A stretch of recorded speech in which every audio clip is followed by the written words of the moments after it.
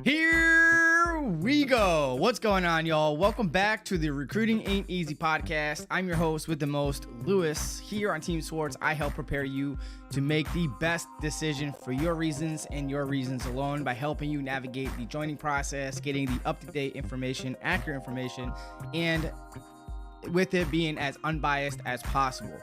I'm also a part-time drill sergeant, so I'm going to help you prepare yourselves both mentally and physically for Army basic training. So if you're new here, welcome. Let me know what state you're tuning in from. I appreciate you.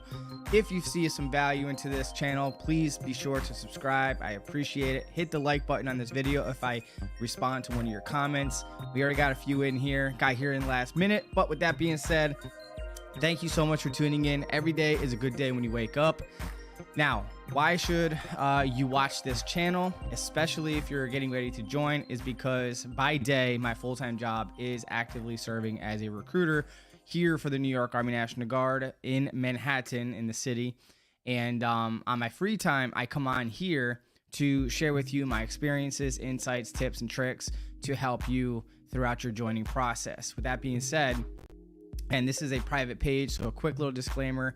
This is not endorsed, sponsored, or supported by DOD, the United States Army, the Army National Guard, or any other government entity for that matter. This is a personal page, and these are just my views and opinions and so on and so forth. D all the above as previously described. So appreciate you tuning in. Thank you so much. Keep that in mind.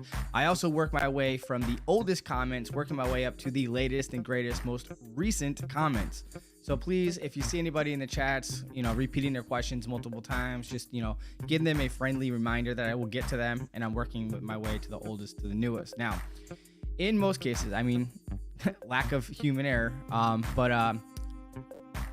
I don't skip anyone, all right? So if I don't respond to your question and it looks like I skipped you, give me a friendly reminder. Maybe I did skip it. I'll go back and look, but I will, don't get upset with me, all right?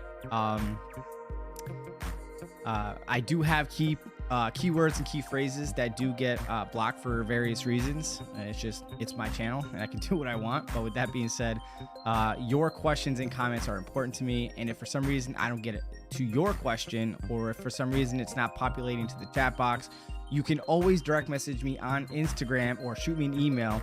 Instagram is at Team Swartz, the same name as this channel here on YouTube, or you can email me at teamswartzmedia@gmail.com. I do have quite a bit, I noticed, of some pending requests in the DMs of Instagram I got to get to. Some have been there for a while, so I apologize, but I am a one-man band here, and I do everything on my own, so I appreciate your patience. And thank you so much for being here. Without further ado, let's get started. With the first comment coming in from Luis Rodriguez with the very first hashtag Team Swartz of the evening. Appreciate you, buddy. Know you're at work right now, and I appreciate your support as always. And thank you so much.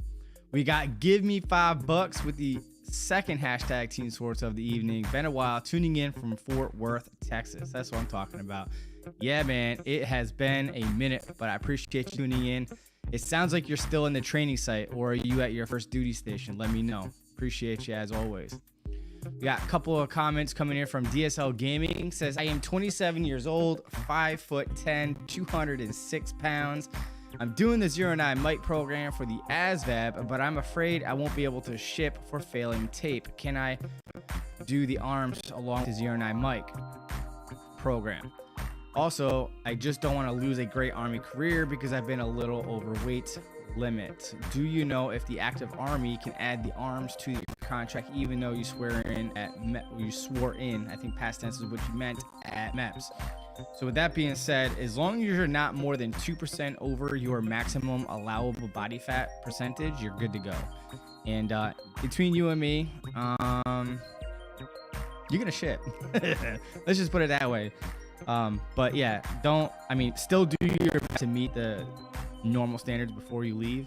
But again, if you're allowed 24% body fat, as long as you're under 26, you're shipping. Don't worry about it. But your recruiter should be doing the body fat composition form along with the counseling form before you leave. But in my experience, you're gonna ship.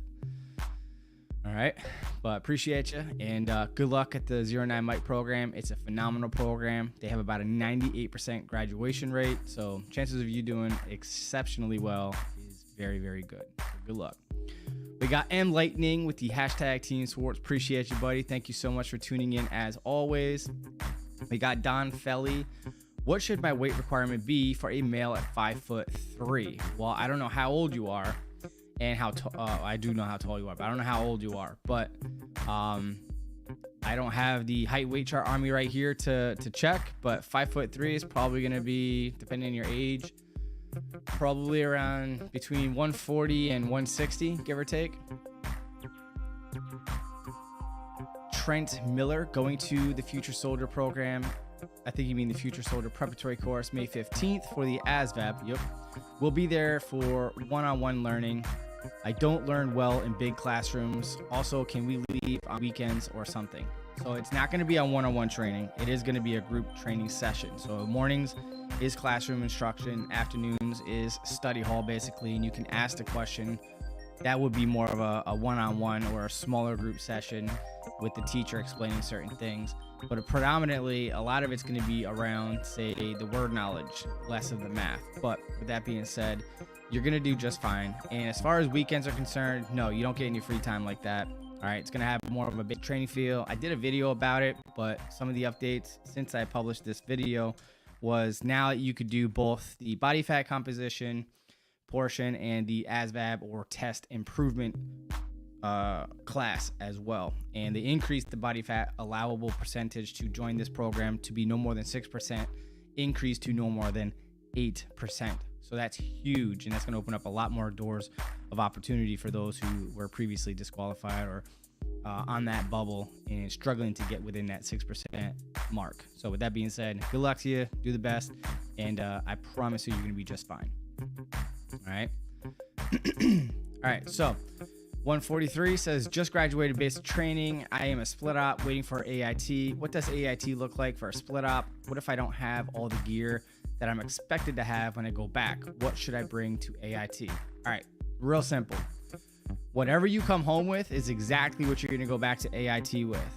And AIT is going to vary from installation to installation and what their SOP, standard operating procedure, is. But for the most part, as long as you're doing AIT in a non-combat MOS, what's going to happen is it's kind of more like you got your mandatory PT in the morning, then you get your classroom during the day, unless you're in the night classroom because there's too many students training at that one location, so they have night class as well, and you sleep more in the day.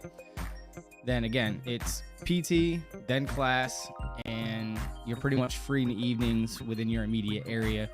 And when it comes to cell phone usage, again, it's going to be dependent on the schoolhouse that you're at and what their local policies are, but one of two ways. You'll either have your cell phones every evening and weekends, or maybe they'll restrict your phone usage to Friday night through Sunday and no phone usage Monday through Friday during the day. So with that being said, again, that's going to be contingent on the location you're at, but it's more of like a 9-to-5 job with PT in the morning, kind of like college life. And if you're in a combat arms MOS, then you're pretty much going back to the red phase like atmosphere. So good luck with that. But with the split op, don't get complacent. Make sure you're continuing to do PT, with the primary focus being on running 3 times per week. Run one day for speed, testing yourself, running your shortest time possible for your 2-mile run. Another day for long distance, 3-4 miles at a comfortable pace. And then one day you do like a 1-mile warm-up and do 30-60s or 60-120. All right, just like you did in basic training. That right there should break it up a little bit so it's not so boring and monotonous. And that is going to be the primary concern and focus for the time being until you get back to AIT. And then throughout the day, you could do just for the next 10 hours, knock out 20 push-ups, 20 sit-ups, 20 squats, and do that at least 3 times per week, if not Monday through Friday. I kind of talk about that in this video here. It's also linked down below if you want to check it out. It's how to prepare for basic training. I got a workout program in there if you got access to a gym, but definitely go check that out. We got Hazel Rodriguez. Thank you for your attention and the Sergeant Major video. Suggested metal yellow first something or other. Yeah, you're very welcome, Hazel. I'm glad it worked out for you, and it's awesome. So what she's talking about is she had asked me, and you can correct me if I'm wrong, Hazel, But she had asked me, because she joined regular Army as a 27 Delta paralegal specialist, and that wasn't quite in line with or something along those lines, and she wanted something closer to 42 Alpha. So apparently, see, I stumbled across this sergeant major or former sergeant major for USAREC, which we refer to as the Army Active Duty Recruiting Command. And he basically did a video explaining the process of changing your MOS after you've already signed your contract. Up until this video, I was always told that it could never happen. Once I came across this video, she was basically the first one I sent it to, and it actually worked in her favor, and it worked exactly as he described. And it wasn't as difficult or challenging as I was expecting or anticipating, so I think that's pretty cool. But she ended up re-signing her MOS with the same ship date as a 42 Alpha Human Resources Specialist, which is more in line with what she was truly looking for at the time that she was signing her contract. So I think that's a huge win and a awesome outcome. So congrats to you, Hazel, and I appreciate the follow-up and letting me know what happened with that. Thank you so much. All right, so we got Trent Miller. Do I have a wish list to pick where I live, or is that fake? So if I'm not mistaken, when you're going regular Army full-time, you do choose 10 locations you would like to be stationed at within the United States called CONUS, and then 10 locations you would like to see yourself stationed overseas called OCONUS. But with that being said, yes, it is a wish list, and unless you sign that into your contract at time of enlistment, it is based on the needs of the Army. So if your desire happens to meet the needs of the Army, which they try to do, you get what you want. Otherwise, it's based on the needs of the Army, unfortunately. But good luck to you, and hopefully you get what you're looking for. Give me $5. No, I have not joined. Not going to be able to join due to medical reasons, but still like to pop in to chat when I can. Oh, okay. Appreciate that. I'm sorry to hear that, and that's really, really unfortunate. But nonetheless, I appreciate your support. Thank you. We got DSL Gaming. What do they do at MEPS? They say hang on. What do they do at MEPS? They say you ship. I think you're asking, oh, what happens the day that, okay, that makes more sense. So what do they say the day that you go to ship? Basically, they give you the briefing of what to do, what to expect. If this happens, you contact this number. If this happens, this is what you do, so on and so forth. And you're going to be traveling in groups, so you don't have to worry about traveling solo dolo. It will be with at least a handful of you going to the same location, so I wouldn't even worry about that. And usually when you get to the final destination, as long as you're flying, you're going to go and report to the USO. You're going to see drill sergeants walking around with the brown round drill sergeant hats, and they will direct you to the USO. Once they get enough people to fill up the bus, that's when you go to the training site to immediately start in processing, which is extremely important to you getting some sleep the night before, getting some shut-eye on the plane and the bus ride to the training site, because the next 24 to 36 hours, you're not getting any sleep, maybe 1 to 2 hours if you're lucky. All right, but yeah, that's pretty much what they do. How to go from active to guard? So Mario fan, great question. Unfortunately, I got some bad news for you. So Mario, the only way that you could go from a regular Army full-time, commonly referred to as active duties, to the National Guard or Reserve, you have to fulfill and complete your active contract. Unfortunately, there's no 2-week option where, let's say you get to your first unit of assignment, you're there for a little bit, and then you're like, you know what? This really isn't my cup of tea. Can I switch to Guard or Reserve and finish out my contract there? Unfortunately, that is a no-go at this station. You cannot do that. You have to finish your contract. Now, you can always upgrade from part-time to full-time, right? So what I mean by that is, if you want to get the same training at the same locations with no difference, go Guard or Reserve, get the training, come back, see if you like it, and if you do like it and you still have that itch to scratch and you want to go full-time regular Army, then you do what we call a conditional release. I'll post a video in a second, and then you go from there and you sit down with a regular Army recruiter. You do a form called a DD Form 368. Once that's approved through your chain of command, which shouldn't take any more than 45-60 days, but depending on the time of the year and some other things that I talk about in the video, it could take up to 6 months. But once you get that approved, that's your free ticket to leave to go regular Army. But until you sign your new contract and until your new contract takes in effect, you still have to fulfill your obligation to your guard or reserve unit, meaning that you're still going to attend your drills and your annual training until your new contract begins. All right, so the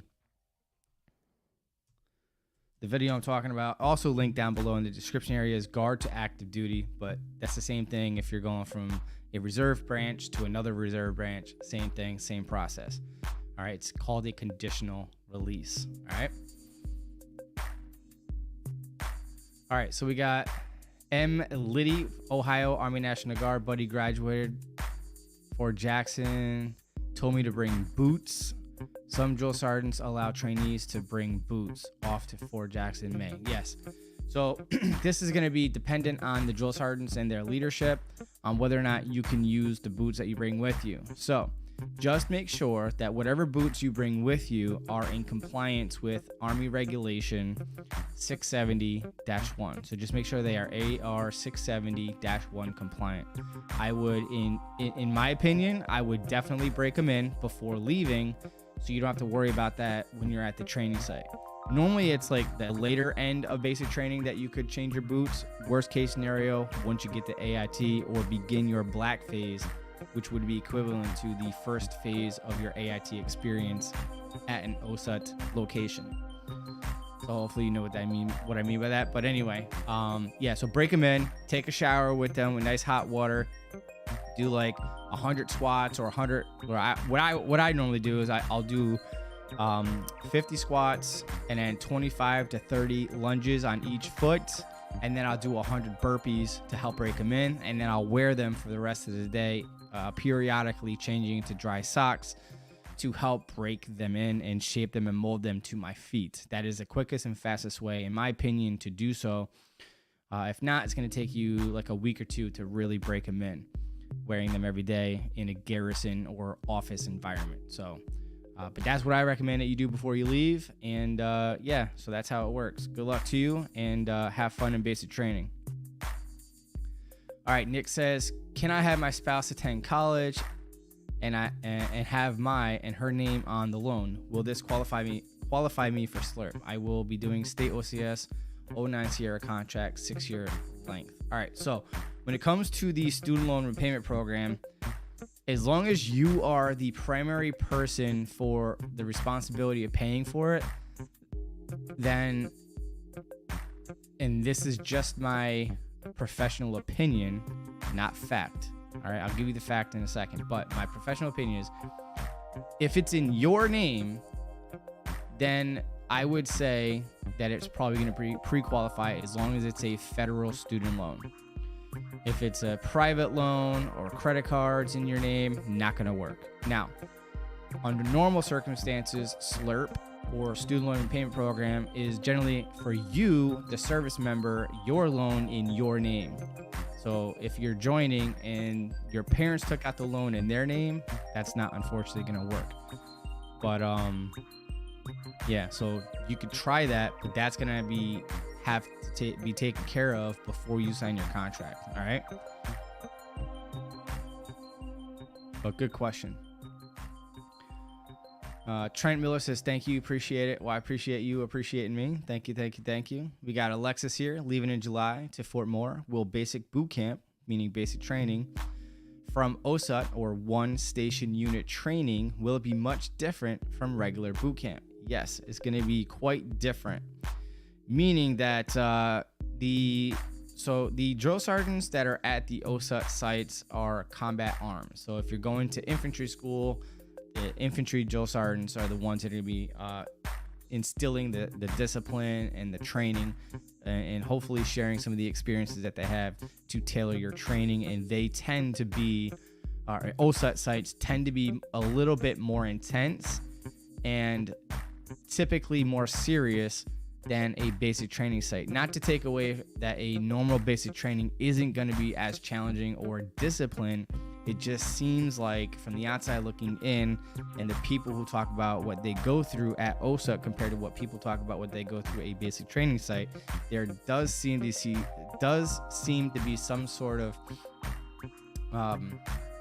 nuance and differences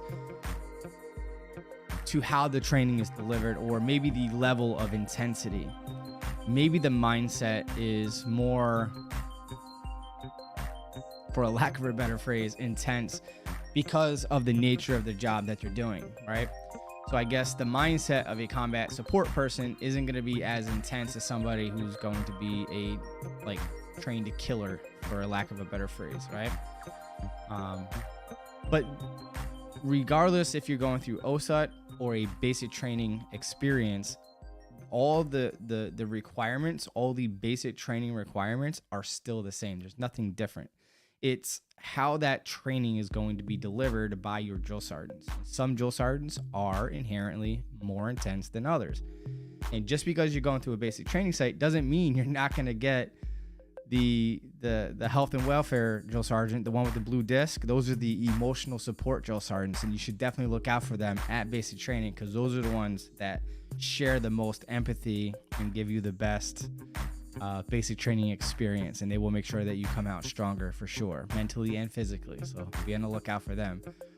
But yeah, so that should be pretty fun either way. DSL Gaming says, you really think I'm gonna ship?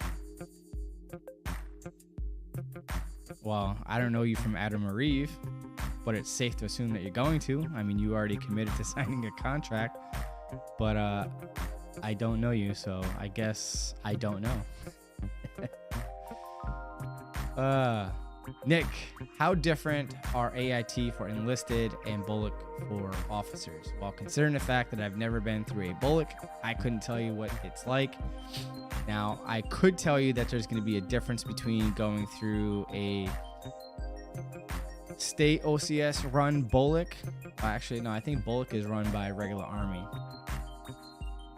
State OCS and federal OCS are treated differently for OCS. In my opinion, based on observation, federal OCS, you're treated with dignity and respect. And I noticed that with state OCS, it seems like from the outside looking in that they're a lot more disrespectful and kind of treat you like a regular trainee in basic training, but with a little more, I don't know what's the word I'm looking for. I don't know. I just felt like they were just being demeaning and disrespectful in my opinion. But at least where I was at that time observing the state OCS program, but whatever. But as far as bullock is concerned, I guess it depends on where you go, honestly. But again, I've never been through bullock, so I can't tell you what that's like. But I have contracted quite a few officers, so I could probably point you to some that went through OCS and bullock, and they could tell you how they feel about it or felt about it. Janessa Lynn says, going back after 7 years basic training with 2 deployments. Ouch, that sucks. I feel for you. I definitely feel for you. But with that being said, did they automatically give you Army basic training, or did they offer you the Army integration course, AIC for short? The difference between going through basic training again and AIC is only 5 weeks, and you're treated with dignity and respect. You're just going through the training to check the box that you've received and passed and evaluated on all the tasks to get reintegrated into the Army. Meaning, basically, it's starting with weapons qualification through blue phase and skipping all the fluff, you know how red phase is. So you skip the red phase part of the training, and you just focus on the training at hand without all the dumb games, if you know what I'm saying. But if you're going through basic training again, then embrace the suck. You should be all right. I did a video you might want to check out. Talks about the mindset and some expectations and some stuff that you might not be privy to. But you might get housed at a separate location for being prior service, or you may be in the same barracks but a separate room, or you may be in general population or Gen Pop with the rest of the trainees, unfortunately. But for the most part, drill sergeants will, once they find out that you're prior service, they just won't F with you as much. But good luck, have fun, and welcome back. Sucks to have to go back through it again, but appreciate you. And welcome back. DSL Gaming says, is it true that if your AIT is 20 weeks or more, your spouse can go with you to AIT? Yeah, no, that's not going to happen. Not happening. I've never seen it happen. Now, after 20 or 22 weeks, I believe that if you are active duty, then what could possibly happen and why it doesn't happen, so keep in mind what I'm saying here, is yes, after 20 weeks, you become what we call a permanent party. And in theory, your spouse could get housing on post or get housing allowance to go off post. The problem is you are a trainee in a training environment and you won't have ease of access to your phone to be able to coordinate that and to go through the appropriate channels to coordinate, schedule, and plan that out until you've successfully completed all of your initial entry training. All right, so keep that in mind. So plan accordingly. Mystic Megan says, how quickly is the turnaround from walking into the recruiting station to getting shipping to basic training? If I just speed run the process, no questions, simple yes and no to every question.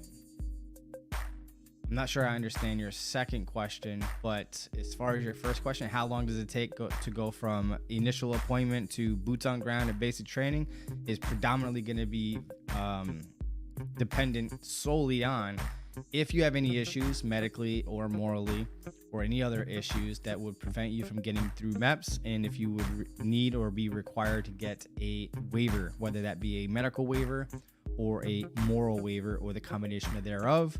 Then it boils down to the job skill that you're choosing, or the MOS, your military occupation specialty, aka your job skill. Because the day you sign your contract, that's when they're pulling ship dates, and they're looking for a basic training graduation date and the start date of your AIT of the job that you chose, that are usually within 2 weeks of each other. And that's what the system is pulling up, and that's how they determine and identify potential ship dates. And then if there's more than one ship date, as long as it's within that window of 3 to 4 months, you can pick and choose when you leave. If there's only one ship date available, then that's all you got. And it could be as simple or as quick as 1 week after you sign your contract, or up to 4 months, give or take, from there. And yeah, so just plan accordingly. It could be quick, like within a couple weeks to a month, and it could take several months. So it really depends on your unique circumstances, and there's a lot of variables to go through. But hopefully you understood my response. But again, I don't understand your second question. But yeah. All right, go West. My moral waiver arrived at DMPM on the 8th of April. When should I expect an approval or denial? It was for a misdemeanor theft when I was 10 years ago. All right, so when it comes to DMPM level waivers, that's at the national highest level waiver authority that needs to determine whether or not they're going to approve or deny your waiver. Now, best case scenario, we're talking 3 to 4 weeks. Worst case scenario, 45 to 60 days. Most waivers at the national level are coming back usually within 21 days once they receive it, not including the pipeline of going through the various leadership channels to get to that level. So once that person receives it, within 21 days. Chosen says, what is the least amount of time one can serve in the United States Army? So if you're going Army Reserve or the Army National Guard, 3 years is your minimum contract. And if you're going for regular Army, they do have an option where you could do a 2-year contract if eligible for that program. However, that does not include your initial entry training. So it's your initial entry training plus 2 years. So it's still going to be 2.5 to 3 years regardless, especially if you're going to take a few months before you ship out. So in all, it's probably going to be closer to 3 years passing by. But other than that, usually an active duty contract is 3 or 4 years long minimum. Clintus says, someone I know was DX with I think you mean discharged with depression and was prescribed medication. How long does she have to wait, and how does she have to join? All right, so depending on how she was discharged will dictate if she has to wait a minimum of 6 months or up to 24 months. So I would probably say that's probably going to be closer to the 12 to 24 month timeline, probably closer to 24 months. And if she was on mental health medication, then that's usually lately has been consistent with a 36-month minimum waiting period because of just the prescriptions alone, depending on the type of mental health medication that they were on. So check out this video because she's going to need a medical waiver and she's going to need an administrative waiver. The administrative waiver takes care of the discharge, and the medical waiver, if she's eligible for it, will take care of the depression and the prescription and that incident that caused her to be discharged. All right, but that's what she'll need to do. Future Airman says, can I enlist as a junior in high school? Yes. There's quite a few things that have to be in line. So as of right now, depending on which component of the Army you're trying to get into, as of right now, the Army National Guard has exhausted all of our set aside training seats specifically for and reserved for people like you who are juniors who will be going through this summer through the split training option. So if you're going National Guard, chances are your training seat won't be available. So you're going to have to check out the Army Reserve if that's the case. And active duty is not open to that. So I'll post a video right here. Split training option video. Here we go. So the reason why we don't have any more training slots available for the Army National Guard for split ops is because the Army National Guard is dominating the recruiting force right now. We're putting the most people in, and as a result, because of our success, we've exhausted all of our slots. And yeah, we're just doing really, really well. But with that being said,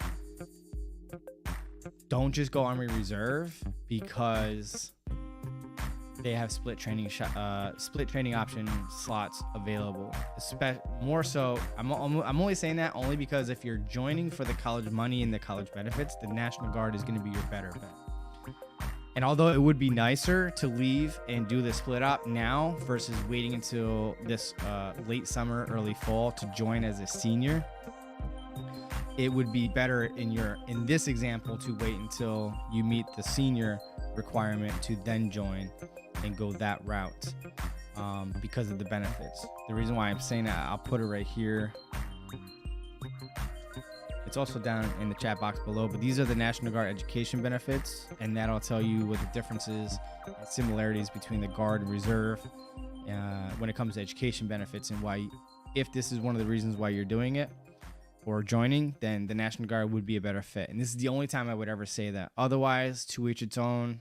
Find out what your needs, wants, and desires are, deal breakers, your goals, and what you're looking to get out of this experience, and then you could choose from there which component of the Army or branch of the military best serves you. All right, but good luck to you, and yeah, so all right, Alexis, I'm going to come back to you because I just got a super chat from Future Airman. Appreciate you. Thank you so much for supporting the channel. Goes a really long way. I do reinvest it back into the channel. I actually just bought a new mic for vlogging, for my wireless mic rather. So I'm going to get into some vlogging and try to mix things up a little bit, make it easier to record videos. But with that being said, have you ever caught a recruit on his or her phone? Yes, and I dusted them off nicely. Let's just put it that way.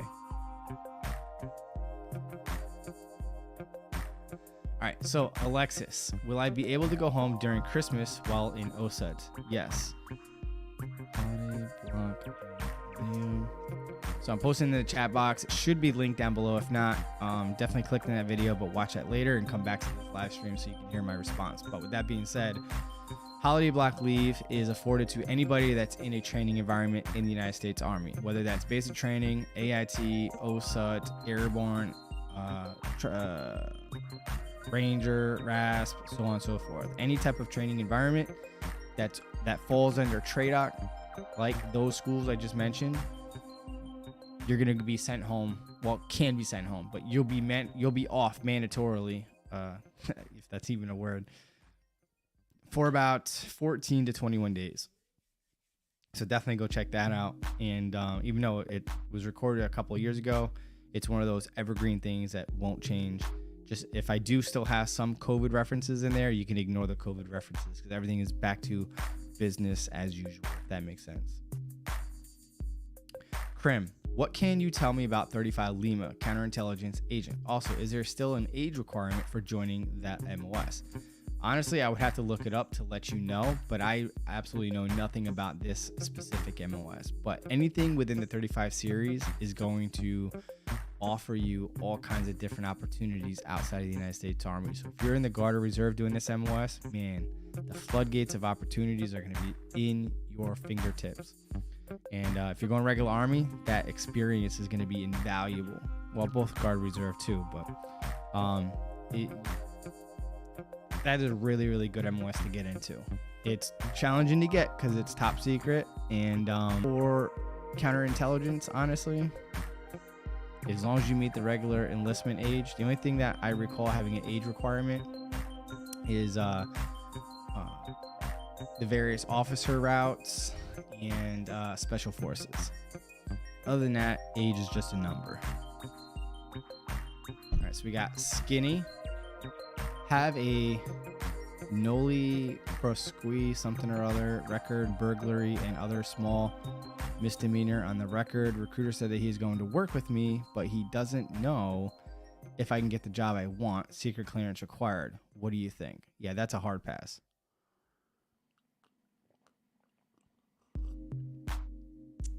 Now, you're definitely not going to get a secret clearance, and you're definitely not going to get a top secret clearance. So look at the military kind of like building credit. So like when you first get into credit, your credit score sucks. And in the beginning, you don't have a crappy credit score because you have bad credit history. It's because you don't have history at all. So as a new person coming in this example, you do have bad credit. And what makes bad credit better is more experience of good behavior, right? So in this example, this analogy is, as a new person coming in, regardless of who you're listing as the character reference who's going to speak highly of you, there's no idiot in the world that is going to put someone who's going to talk crap about them, right? So the military knows this. So as a new person coming in with a not so stellar history, they're not going to want to accept you into a high-risk position where you could be subjected to bribery and things of that nature, right? You're going to be more susceptible, right? And or leaking information. So you're just not as trustworthy. So how do you combat that? So join the United States Army, whether that's Guard or Reserve, and choose an MOS that doesn't require a secret clearance just to get your foot in the door. And then for the next 3 or 4 years, give or take, be the best soldier that you can possibly be. And with good work ethic, showing up on time, being in the correct uniform, knowing your job, volunteering to do things outside of your normal day-to-day tasks and your duties as a whatever MOS or job skill you sign up for, and you get evaluated exceptionally well at the end of the year for the next 3 or 4 years.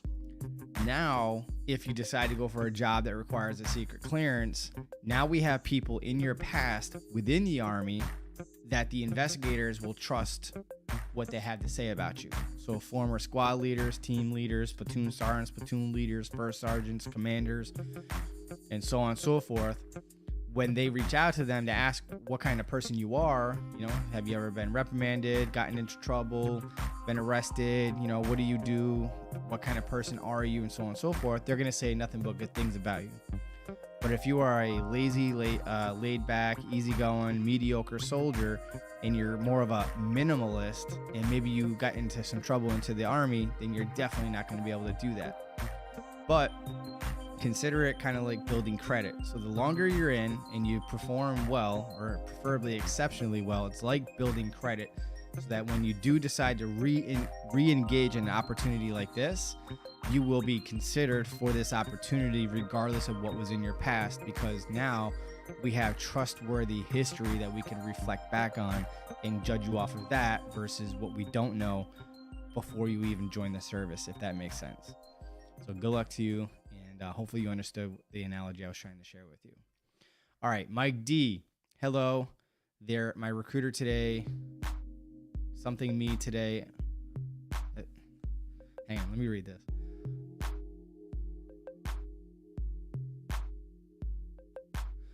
Hello there, my recruiter today, me today, after I took my practice test yesterday, that he can get me in the National Guard with a 17 or 22, but he wants me to get a 31. But can I actually get in with a 17? So I actually contracted one of these not too long ago. He's in OSUT right now for infantry school, and it's called the Cat 4 program. I'll put the video down below so you can check it out. It'll go into more detail, but it's called test category 4, just like the 09 MIC program. But the difference is when you go through the Cat 4 option, you don't have to go through 09 MIC to improve your ASVAB scores. So you just join as is, providing that your line scores qualify you for jobs and whatnot. It's a great program, and if you do qualify for that, it's like winning the lottery. So don't throw that over your shoulder, and please don't go in there with the mindset like we owe you something and you want to dictate certain incentives and so on and so forth. Like, for a lack of a better phrase, beggars can't be choosers. So if this opportunity is presented to you, take it. But if you can, depending on the circumstances, I don't know why they're trying to say get a 31 or better when realistically you only need a 21 or better, unless there is a particular reason that they're suggesting that. But you really do need at least a 21 or better to get into the 09 MIC program. If you don't know what that is, I put that in the chat box for you to check out as well. But yeah, those are the two programs. And if English isn't your first language, this is another avenue that you could take as well, called the Flurry program, or the Foreign Language Recruiting Initiative. And again, all of them, other than Cat 4, can take you from 21 and above if you meet those criteria. And Cat 4 could take you as low as 16. So hopefully you check those out, and good luck to you. YouTube user, do you recommend any book for studying for the ASVAB? Any book will be good, all right? Whether it's the ASVAB for Dummies, the ASVAB for Idiots, the Barron's Edition, the Kaplan Edition, it doesn't matter. If it just says ASVAB and it's training you, every tool out there is effective if you actually use the tool to its fullest potential and you're consistent with your studies, right? It's like any other fitness tool out there, right? Any gimmick that's out there. Any gimmick will work if you use it consistently, right? It all boils down to your quality and level and your consistency of your studies. All right, so you can go to the local library. It doesn't matter if it's a few years old. It does not matter. They just redo a book every year because it says 2024 updated version. It don't matter. It's all the same concept, same theory, same processes. It doesn't matter if it's the 2021 edition or if it's the latest and greatest 2024 edition. Any book will work if you use it. All right. Amazing Guy says, no AIT, redo basic and straight to Fort Carson for my unit. Already MLS qualified as an 89 Bravo AML specialist. Already did AIT and graduated basic in 2018. Good to go. Shipping on Monday. Well, good luck to you in basic training. Keep your head down. Do what you're told. Be in the correct uniform. Make the best of this opportunity and have fun. Hell yeah. Congratulations. Felipe Lee says, taking the ASVAB tomorrow, was wondering, do I really just get a 15,000 sign-on bonus, or is there requirements to that? Honestly, was going to talk to a Marine recruiter, but the Army reeled me in with more benefits. Yeah, that's not uncommon. And I'm not with the regular Army, so I can't tell you what bonuses that you're pre-qualified for. They have their own set of rules to qualify for certain things. I know in the Army National Guard, it's up to 20,000.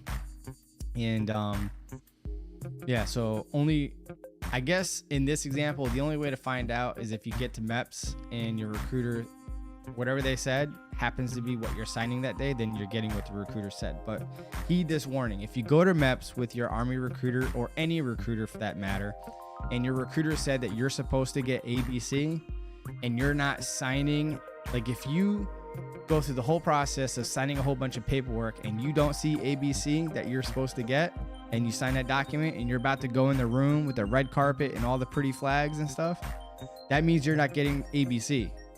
So again, if your recruiter is promising you ABC and you don't sign a document for said ABC, you're not getting ABC. And there's no like after the fact, hey, I thought I was getting ABC, can I get it now? No, it's whatever you signed for that day, it's in there like swimwear, you're locked in.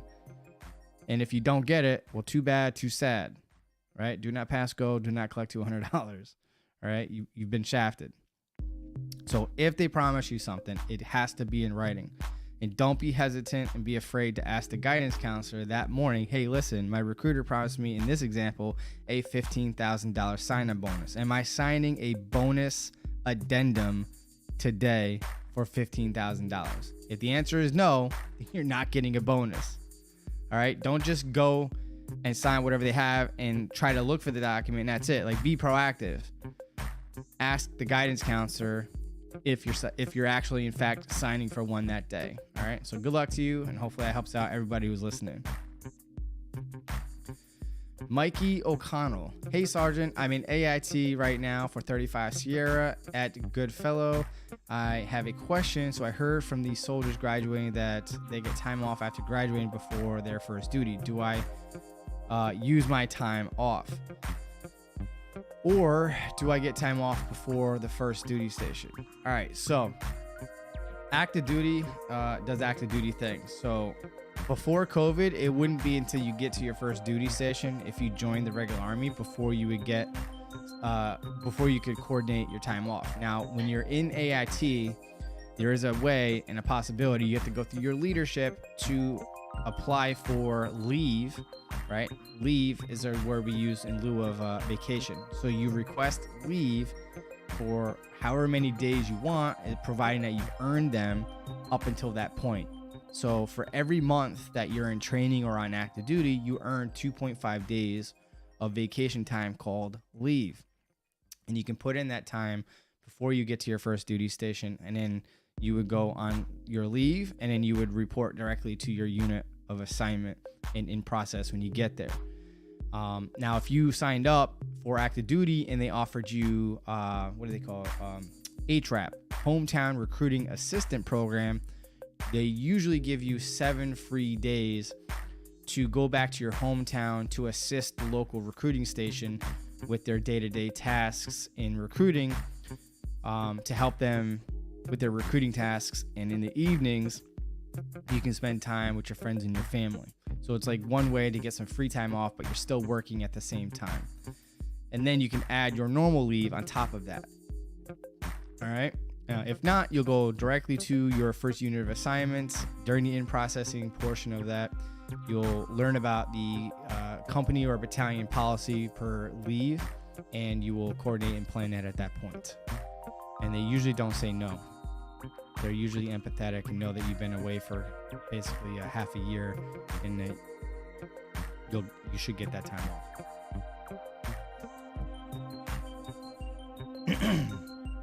But use it wisely, because you only get 30 days off per year. Well, paid time off. DSL Gaming says, hashtag Team Swartz. I guess what I'm saying is, do you think I have any trouble shipping because I've heard they do height and weight the day that you ship? No, they don't do height and weight anymore at MEPS. That's why I'm saying, like, you're going to ship, because that's supposed to happen at the recruiting station if you're in the regular Army or Army Reserve. And if you're in the National Guard, that gets taken care of at the RSP, the Recruit Sustainment Program. And again, they're obligated to upload a DA 5500, Department of the Army form, 5500 for the males, 5501 I believe is for the females. And that gets uploaded into your record to show that you've done a recent height and weight and body fat composition. Like, they measured your waist and neck if you don't meet the height and weight requirement, and to make sure that you're not exceeding the maximum allowable body fat standards, again being no more than 2% over your maximum allowable body fat per your age and gender. Yeah, you're gonna ship, don't worry about that, and they'll do height and weight at reception. Spaz got Thack, yeah. Spaz says, I'm trying to join the Army, but I was turned away because I have a non-violent juvenile felony from when I was 15 years old. I am just unable to join any branch now because I messed up when I was a kid. I'm not sure what the felony was, but it does help that it was non-violent. But what I would recommend to you is, again, I don't know any details, but what I would recommend is that you obtain a copy of the arrest report, the final disposition, and the court minutes. The court minutes is that person that types up everything when your court case goes before the judge, whether or not you're physically there. When your case goes before the judge, that person is paraphrasing or documenting word for word what's being said when your case is going before the judge. So we're looking at the arrest report to see why you were arrested, which anything could be on there because anyone can say whatever they want, which could prompt and lead you to being arrested, which it did. And then the court minutes usually tells us the facts of, depending on the circumstances, but the minutes is like a summary or a detailed explanation of what was founded, what you were guilty of, if anything, or maybe you were cleared of everything. And then the final disposition is what the judge ultimately stamped as the final charges, or if it was outright dismissed, or if it was dismissed with prejudice, without prejudice, things of that nature, and if there was any type of probation or conditions and so on and so forth. And so I would get those 3 documents. Again, that's the arrest report or incident report, the court minutes, and the court disposition. The court minutes might require you to have a deposit, because what I've learned over the years is the court minutes is with the curator, not with the court. So the curator owns those. They may have to reach out to curator to send those records, and that costs money because of the paper and all that good stuff. Yeah, and then a strong applicant statement. Now, I don't know how old you are now, but what the waiver authority is looking for, if it is eligible for a waiver, is they're looking for you to explain what happened, exactly how it says on the arrest report. And it can't be different than what the arrest report says, even though it may, again, anyone can say whatever they want to get you arrested. And I disagree with this part of the process, but your applicant statement needs to say, I was arrested for XYZ, pretty much verbatim to what the arrest report said, regardless if you agree with it or not. So you explain what happened, why you did it, maybe some details around it. You have to express remorse for the actions that you did or didn't do. Again, owning it the whole time. Like, you can't downplay it. You can't be like, oh, I was just young and dumb and stupid and, I messed up. No, you have to completely own it, express remorse, right? Why you did it. And since then, what have you done to be a contributing member of society? Whether you went to college, you earned some college credit, preferably a degree. Did you win any awards? Did you land a career or a good paying job? Are you in a managerial position? Are you a volunteer at your church? Do you volunteer with your local community, the soup kitchen, so on and so forth? If so, how many hours of volunteer work did you do? And I would recommend that you get a character reference letters from those organizations that you've volunteered with and all that good stuff to verify. Like, for example, let's say every Sunday for the past year and a half, you've been going to, feed the poor somewhere. The president of that organization or some high-ranking individual who could put on their official letterhead, Johnny Snotnose has been with us for about a year and a half. They pretty consistently and regularly help feed the poor on this day on a weekly basis. They've contributed 50 hours, 150 hours, whatever the case may be, right? And that letter will help support your narrative in your applicant statement.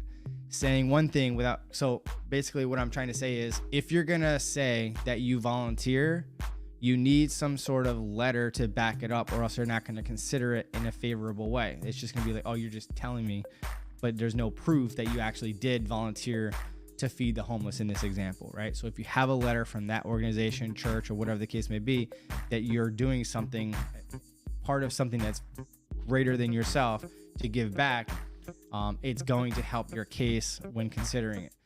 And you have to have earned or did something meritorious since the incident. So if you did this incident as a 15-year-old and you're now 21 years old and all you did was graduate high school, which is good, but they want to see more than that. Like, what are you doing with your life? They want to know what your goals are, what your aspirations are, what have you done already, and what do you plan on doing from here? And they want to know why you want to join. And it's not for the college money, the benefits, anything. It's for you wanting to serve the country and to give back to this country for what the country's done for you. As soon as you say, well, I want to do it for the college money so I can get my college education, or I need the health benefits, or blah, blah, blah, they don't care about that, because that's greedy. What they want to do is to know what you want to, what you can, I forgot the president at the time. It's not what you could do for our country, but it's what you could do for our country. It's like that.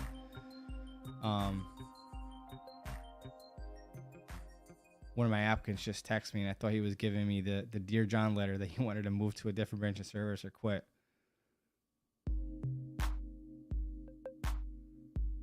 But he's just saying how much he appreciates me. I don't know if he's here in the live stream or not, but hell yeah. I'm gonna just send him this right now.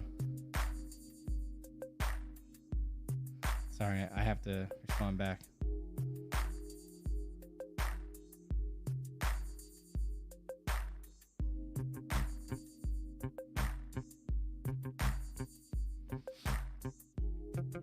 Look how dedicated I am to the applicants.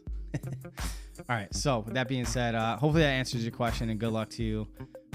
One last tip is to, whichever recruiting station you go to, go in there and ask them who's known to be like a waiver guru, somebody who's very, very experienced and well-versed and known to be a waiver master. That's who you want to sit down with, because they're going to know the nuances and how to articulate certain things, and not coach you in the applicant statement, but tell you specifically the talking points of what we're trying to cover.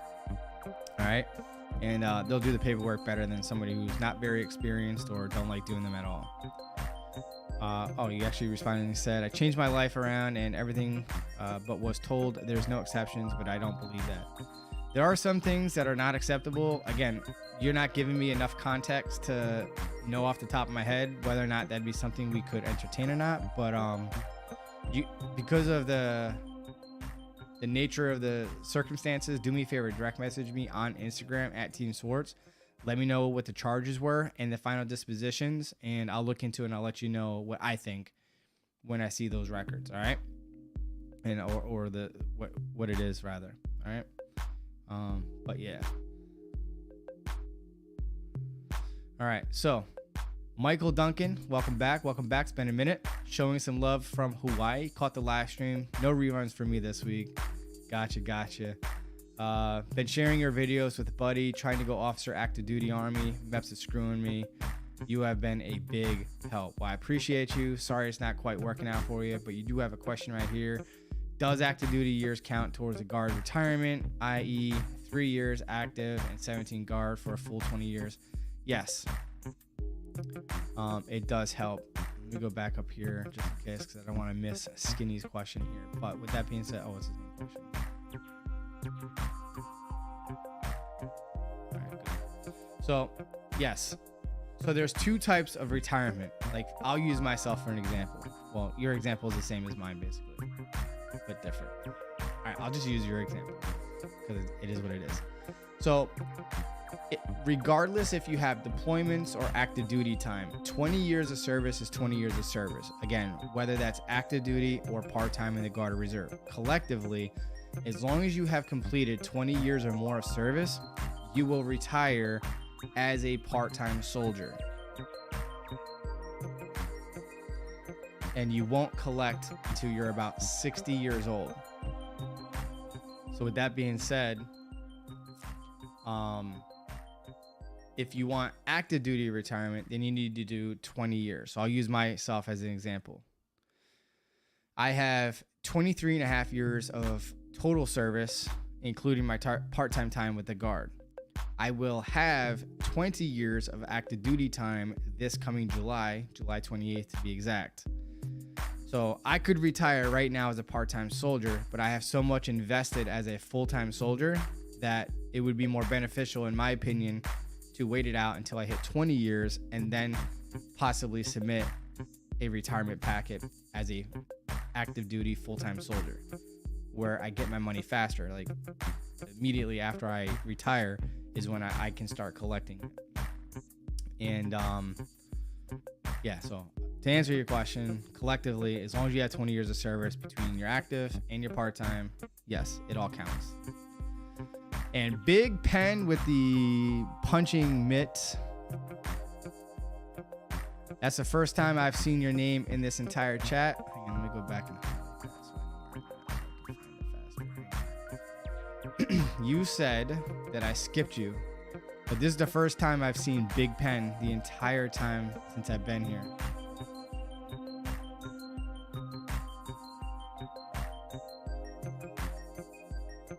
So I am almost to the very, very beginning when I first started streaming, and I am not seeing your comment at all. Sorry that happened, but you must be using a word that is blocked for whatever reason. So do me a favor. You can repeat your question in the chat box, or you can direct message me at Team Swartz, or shoot me an email at teamswartzmedia@gmail.com. And I got you. But I didn't skip you. All right, so we got Michael Duncan. It says, pro tip, after submitting comments, check the chat to make sure that YouTube populated them. If not, begin your second attempt. Michael, you sound like someone who's been through the Joe Certain Academy. That's where I get that from. You missed a pertinent point. You may now begin your second attempt when ready.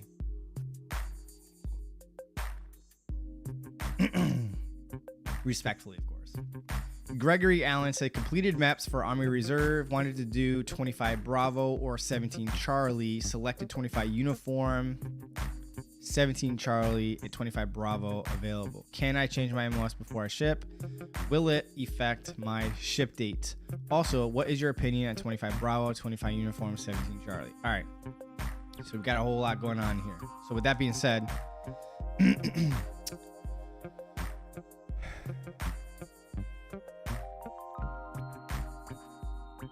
25 Bravo is a good step in the direction of 17 Charlie and cybersecurity in general.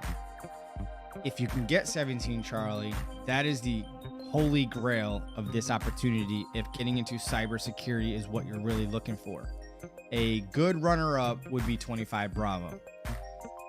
If for some reason 17 Charlie you don't qualify for because of the top, I believe that's a top secret clearance.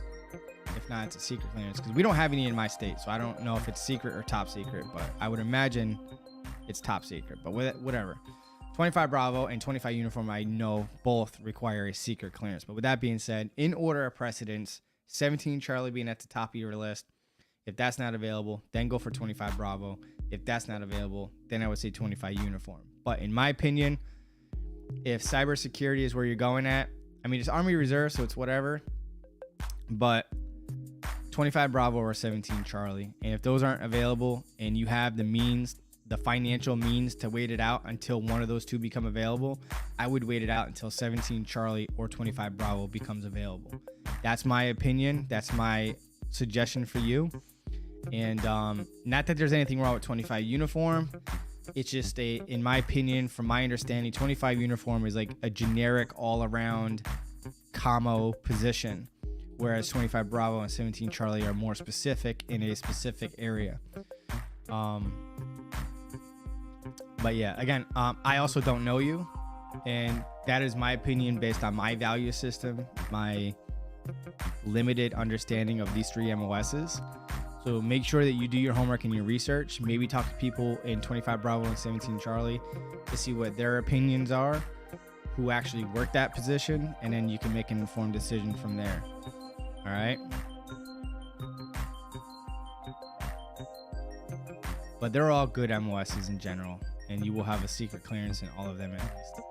All right, Alexis, what's the word on Genesis and the military being more lenient on medical waivers for psychology problems in the past, whether it be anxiety, psychosis, depression, ADHD, etc., etc. All right, so Genesis, or MHS Genesis, is a DoD or Department of Defense subscription where it's allowing MEPS in the entire military. It's like a software system where they can access your electronic medical records, and like the civilian sector where you have your My Chart to access your own personal medical records, plan appointments, cancel appointments, talk to your doctor, so on and so forth. So it's kind of like that, but military. We're finally at the tail end of the 21st century getting more to what the civilian sector is. The downside is Genesis is definitely impacting the recruiting process.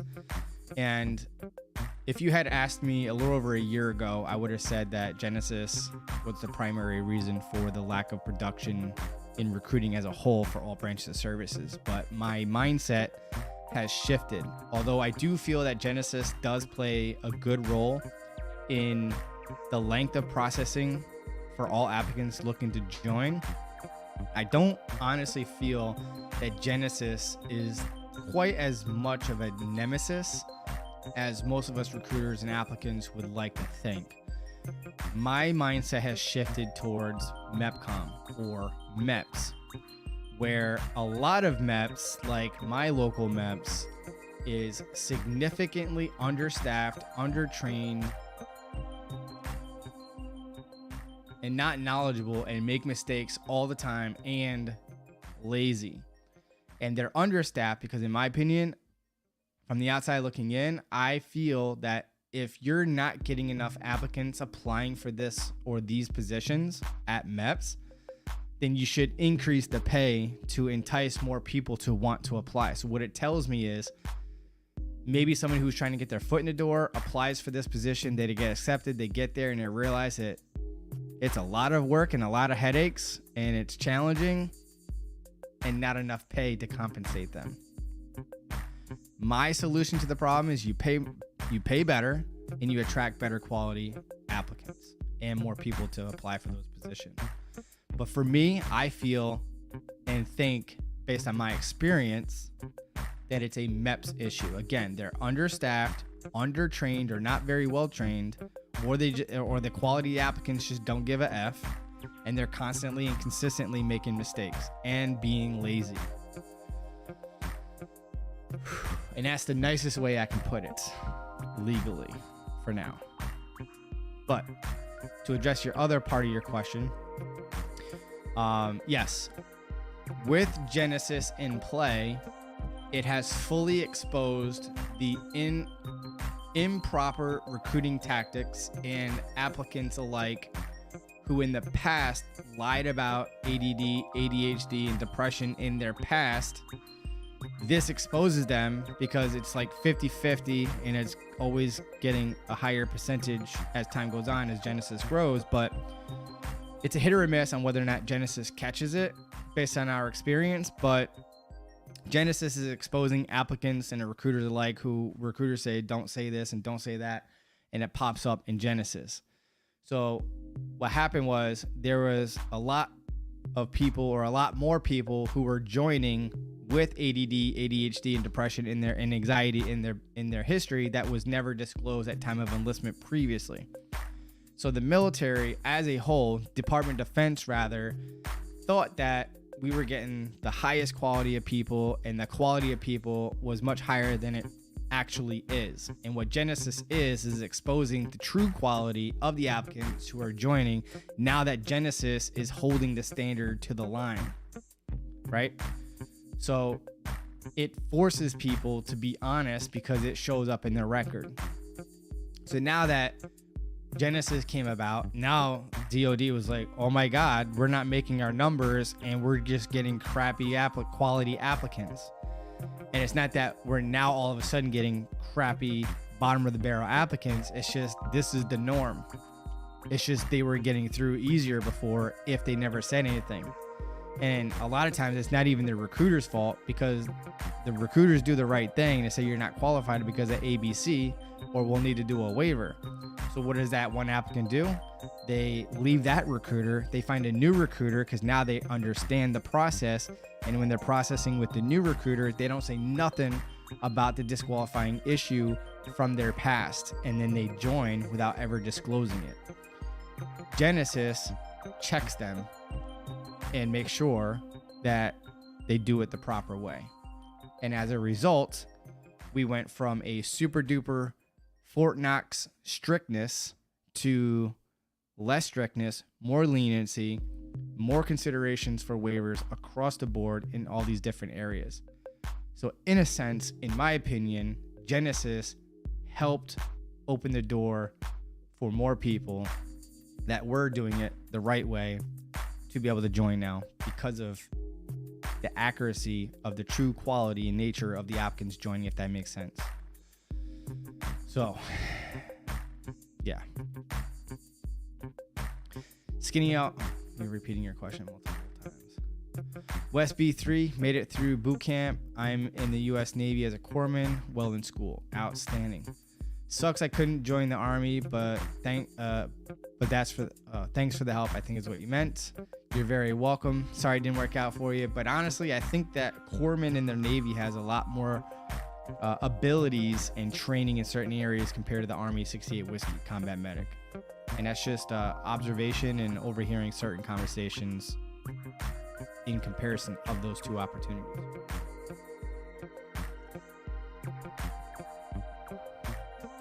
Michael Duncan also asks, after active contract, can I serve the Ready Reserve years with the National Guard, or am I obligated to do Army Reserve? All right, so I think you're mixing a few things up, so I'm going to set the record straight, or explain it so that you fully understand. So you have everybody who's joining the military incurs what we call a military service obligation of 8 years. So you have your contractual obligation, which is what you agree to contract as, let's say a 3-year contract, where you actively drill part-time 1 weekend per month and 2 weeks out of the year, or if you go in active duty full-time for 3 years, but you owe us 5 more years, which is where you're getting the Ready Reserve portion of your question. So if you decide after 3 years, I'm out, I'm done, I'm tired of this, I don't want to be part of the Army anymore, I'm out, I'm done, I'm leaving, see you later, alligator, I'm out of here, peace. You can leave, but you owe us 5 more years. So all your information and qualifications gets transferred into a database called the IRR, or the Inactive Readiness Reserve. It's more or less a callback list where over the next 5 years, if we need your skill set for a mission, whether it's in the United States or overseas, whether it is regular Army full-time or Army Reserve or National Guard, we can pull you out of the IRR and send you on this mission, which doesn't happen often. And I think the last time that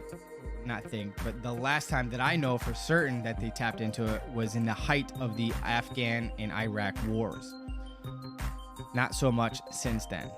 So in those 5 years, as long as you're not called up, your only requirement is to do 1 muster on an annual basis to update your personal records. And what I mean by muster is they basically pay you for a 4-hour period, which is equivalent to working 1 day in active duty on your base pay, to come into wherever that is closest to you to update your personal information.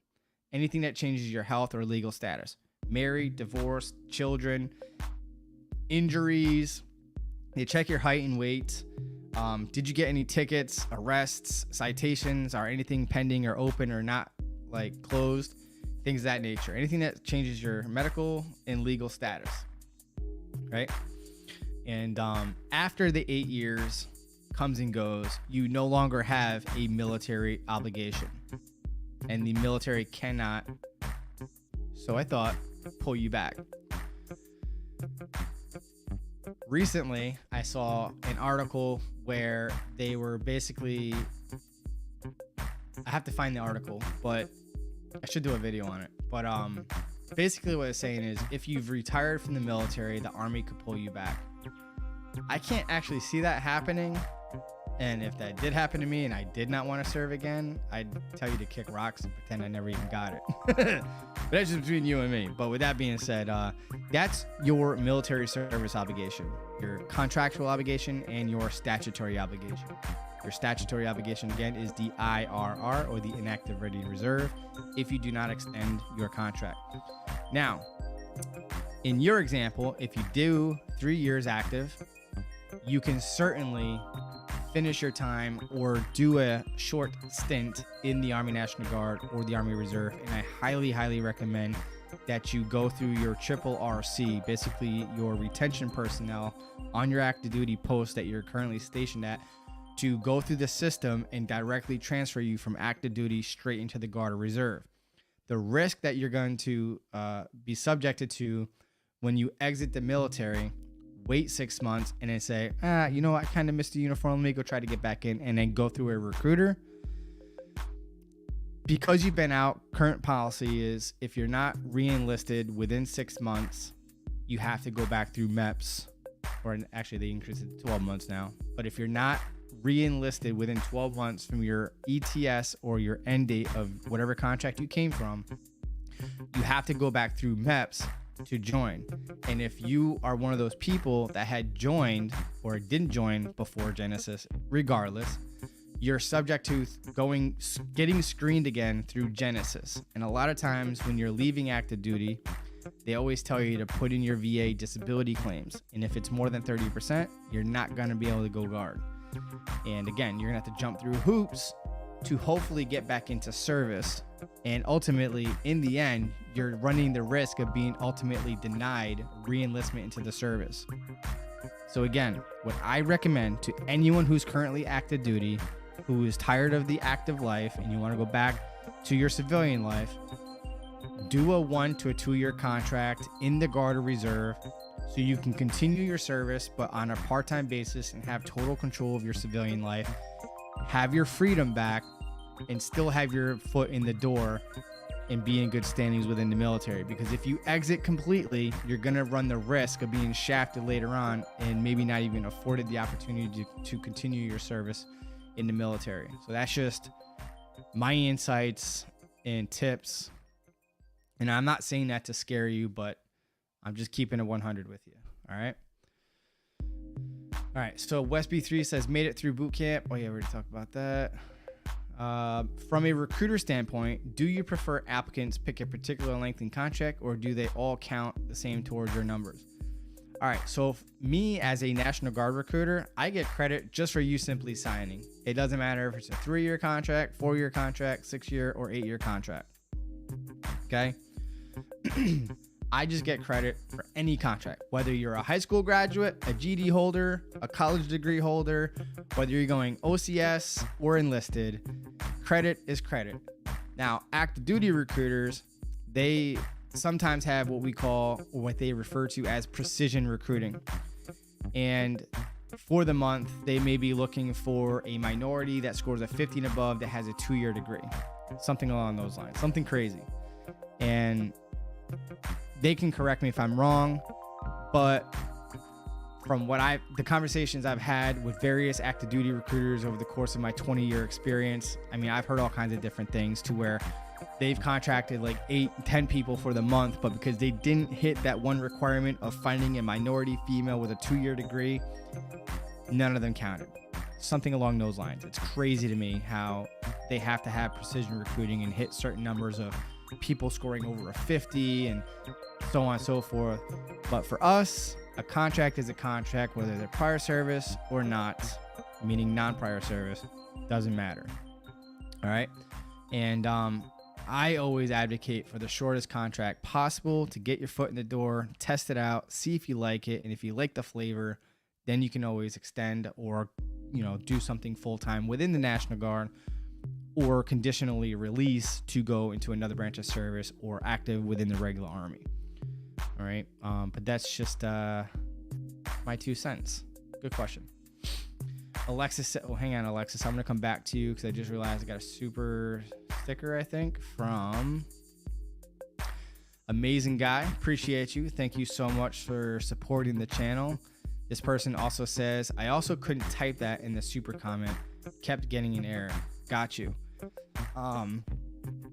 Good news, bad news. Good news is I see the super chat or the super sticker, and I see this comment that I just clicked on the screen, but I'm not seeing any other comment. So that is probably telling me that you have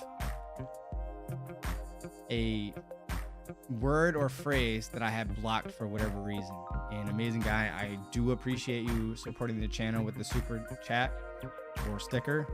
But if you go to try to comment again and I don't see it for whatever reason, feel free to email me or direct message me on Instagram at Team Swartz or my email teamswartzmedia@gmail.com, and I'll be more than happy to make sure that I make you a priority to answering tonight versus tomorrow or at a later time. All right. So again, I appreciate you. Thank you so much. Sorry I don't see any other comment if you did, but I do appreciate you supporting the channel.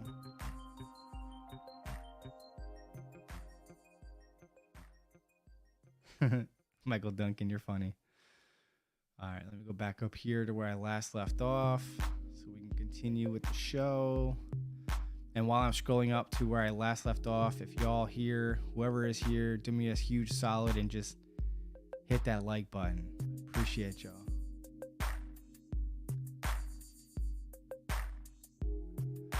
Amazing Guy, I do see this comment from you, so I don't know if this has to do with it, but I'll address it just because you did me a solid by giving me a super chat. Should I bring a fair bit of personal civilian clothes to basic since I'm going straight to my unit afterwards? Also, am I able to bring extra OCPs, green undershirts, covers, etc.? You do what you think that your rank can handle, but I strongly encourage you to watch this video on what to pack and what not to pack for basic training so you don't make that huge mistake like I did, bringing a whole bunch of unnecessary things. So what I would recommend is pre-pack whatever boxes that you want shipped to you for when you get to your first duty station, so you don't have to travel back and forth and they can just ship it to you and you can just take time off and set up your barracks and whatever, if you're active duty, which it sounds like. And I would not bring a whole bunch of civilian clothes. I would just leave literally with the clothes on your back and exactly what I say in the video, a couple extra t-shirts, socks, and underwear, and that's it. And I talk about some suggested items and maybe nice to haves if your local training site allows you to have those said items. But with that being said, less is more. All right. And I would just say purchase the extra shirts, underwears, and all that stuff at the troop exchange store when you're going through the reception battalion before you get to basic training. That way you're not bringing everything when you first get there. It will make more sense when you watch that video. All right. But I appreciate you as always. Thank you.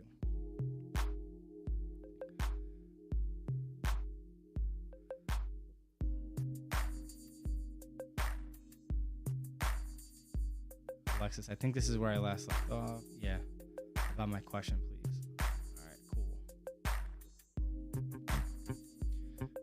cool. Esteban says, 5 years ago, I was allergic to seafood. I am no longer allergic to seafood. The question is, do I have to prove that I am not allergic no more?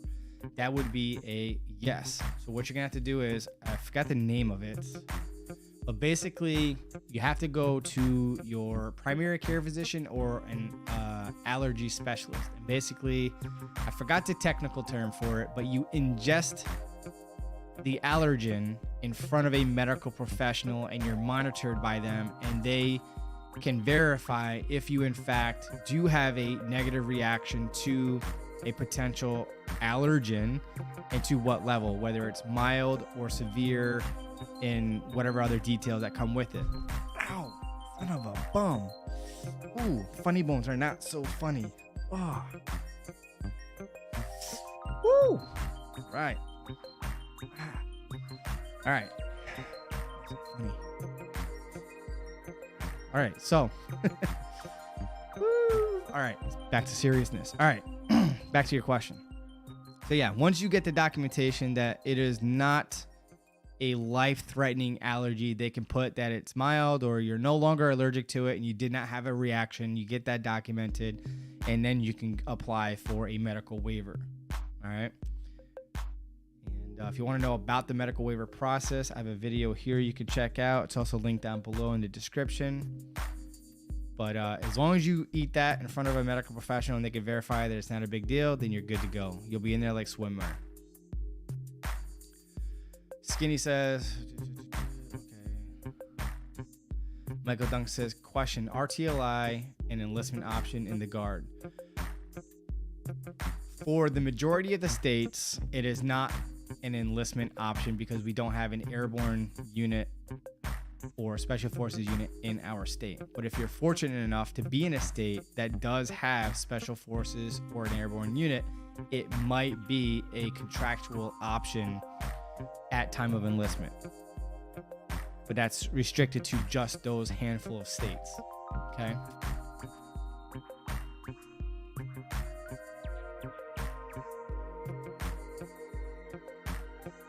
All right, Go West says, after my waiver was sent to DMPM, my recruiter didn't want to use my college transcript because of the 369 he has to do in that area. Should I take the transcript to him after the waiver is back? Yes, absolutely. And quite honestly, if you're getting a DMPM waiver, it would be in your best interest to have your college transcript in your packet. Why? Because if it's a moral waiver, it shows that you have done something meritorious, especially if those college transcript was earned and achieved after the incident that you're trying to waive. Again, I don't know if this is a medical waiver or a moral waiver, but if it's a moral waiver, it would do you more good for a more favorable outcome than without it. I don't know. I mean, DMPM, that means it's at the highest level. That means it's pretty serious, right? So if it's a moral waiver, your recruiter is doing you an injustice by not including it, because it makes you look worse by not having it, because it makes you look better having the transcript in your packet, unless those credits were earned before the incident. If the credits were earned after the incident, it would be in your best interest to have those transcripts uploaded into your record, and your recruiter should do their due diligence anyway to do the 369 in the area that you went to school in. I hate lazy recruiters. All right, so Kalobri says, at what age do you think is best to join? I'll say this first. My opinion doesn't matter. And neither is any other content creator or influencer online or any other prior service individual who feels compelled to share their opinion. My opinion does not matter. And why do I say that? I say that to say this. I don't know you. My opinion about answering this question is based on my value system, on what I feel is important to me, what my interests are, needs, wants, and desires, and my outlook on the subject. And that's with my mindset and experiences. Now, for me, if I had known that I could have joined at an earlier age as a junior in high school, I 1000% would have done that. I unfortunately was not aware that that was an option. But again, that's just me. You do with that information as you see fit. You do what your rank can handle. I would recommend that you watch this video here so that you can join for your reasons and your reasons alone. It's titled, Don't Join the U.S. Army Until You Watch This Video First. And that is my opinion. Alberto Rivera, I will come back to you. Uno momento. I got a super chat coming in from Esteban Joel Miranda Hernandez with the hashtag Team Swartz. Appreciate that. Thank you so much. Goes a long way. I invest anything I get on this channel back into the channel on a regular basis, and it does help me. I have to do an audit about what I'm paying through certain subscriptions to do what I do. Like the platform I'm on right now on StreamYard, it costs me $49 a month just for that alone. And then I have one AI software system that helps me dice up pre-recorded videos that streamlines the whole process. And then I have one app on my phone and Canva that I do thumbnails and other things on there. Both of those cost me about $35 a month together, plus the $15 a month, I think, for the other AI that I mentioned earlier. So I have about a revolving $100 to $150 subscription thing I have on various things to run this channel that help me rather. But yeah, so anything that I do get in these live streams, it does help me with those types of costs. So I do appreciate it. And you guys do not have to give me any super chats or super thanks or anything. I'm not doing it for the money. I do it because I love helping you guys and I like the creative process of creating the videos. So don't feel compelled that you need to or whatever. I'm not doing it for the money. But it does certainly help. All right. But with that being said, if I do help you and you find some value in my videos, all I ask is that you share my videos so that it could get to more people that could also benefit from the information that I'm sharing. That's what means the most to me.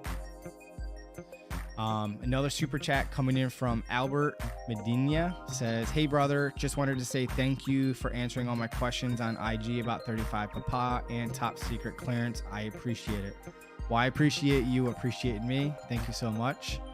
And yeah, man, that's a big one. Appreciate you.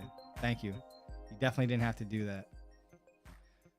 All right, so I'm gonna scroll back up to where I last left off.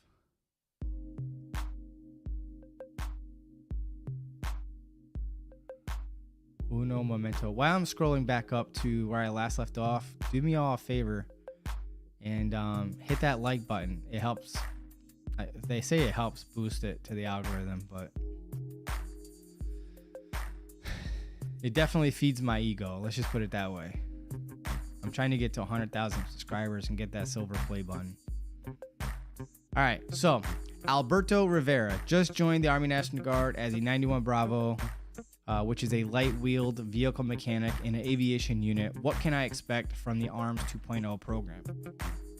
All right, so ARMS 2.0, I'm going off the top of my head. ARMS 2.0 means that you're no more than 2% over your maximum allowable body fat. It just means that you're able to go through basic training and not have to go through the 09 Mike program to lose body fat. But if you're referencing the 09 Mike program, where you're more than 2% but no more than 8% over your maximum allowable body fat, then you joined through the 09 Mike or the Future Soldier Preparatory Course program, where you're going to be afforded the opportunity to lose some body fat, get in better shape, condition your body, and increase the probability that you're going to successfully pass basic training through that program. And I just posted the video about the 09 Mike program, but in the video, I'm going to explain to you what you're going to expect going through that in more detail.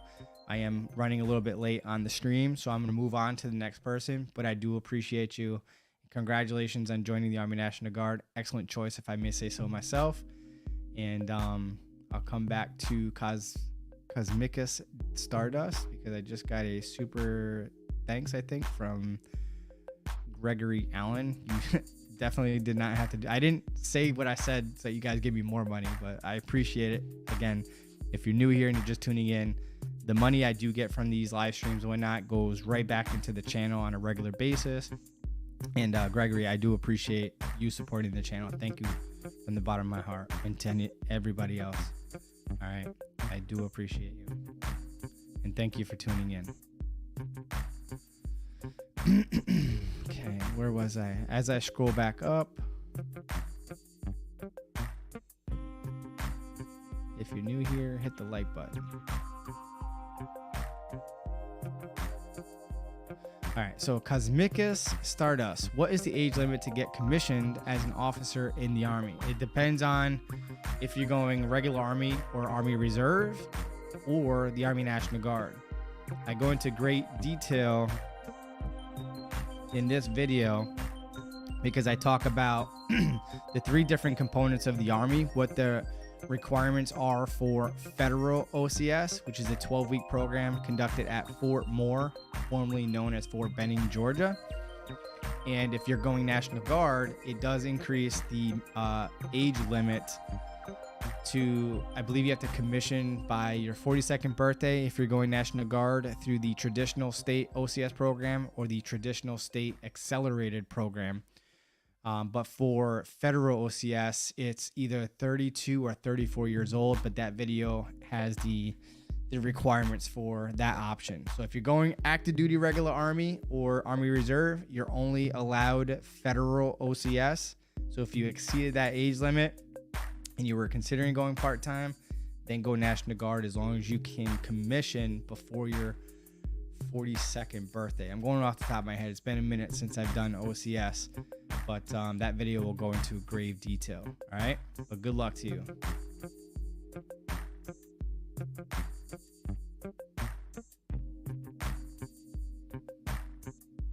Gregory Allen says, recently passed MEPS, wanted to do 25. Oh yeah, I already talked about that.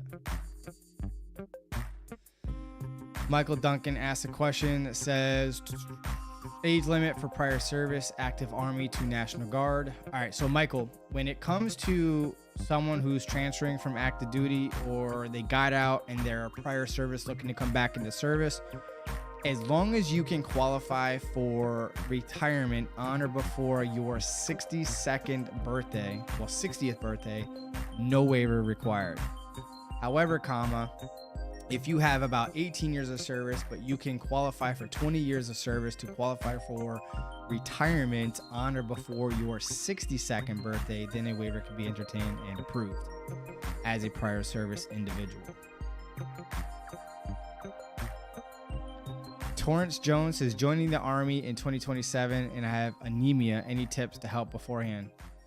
I would definitely take an over-the-counter, out-of-pocket iron supplement and eat iron-enriched food so that you're no longer anemic and be anemia-free for at least 2 to 3 years before attempting to join. The reason being is anemia is potentially a disqualifying condition, no waiver authorized when trying to join the military. And you don't want to leave it up to the ref and to decide for you. So be proactive, improve your diet, take a supplement, do not get it prescribed by your doctor, pay out of pocket, hence the word out of pocket. All right. And if you can consistently be anemia free for several years, I think that will be an easy slam dunk waiver. All right. So Michael Duncan says, my coworker told me upstate Buffalo, New York pizza is not the same as New York style pizza. Can you verify? Got any preference? I can 1000% verify and clarify that upstate pizza is not New York City pizza. New York City pizza is in its own league for real. All right. Yeah, I said it. So if you want and you prefer and like New York City style pizza, then get it in New York City. That's all I got to say. All right. Christopher Escobedo says, I don't know if there's an Army. Okay. Give me $5 says, I still have my ASVAB for dummies from 2007 and it still has all the study tips you need. 1000%. Gregory Allen says, I didn't get my sign-on bonus with, I think, an angry face. I hear that. Torrance Jones, do you always have an open bank account? Yes, you do have to open up a bank account and have that ready at time of enlistment. Let me go back to this. I didn't get a sign-on bonus from Gregory Allen.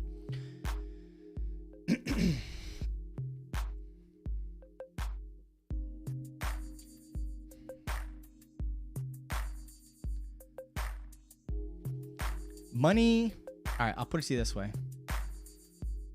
Never do a job in the military for a bonus. And I want to say this.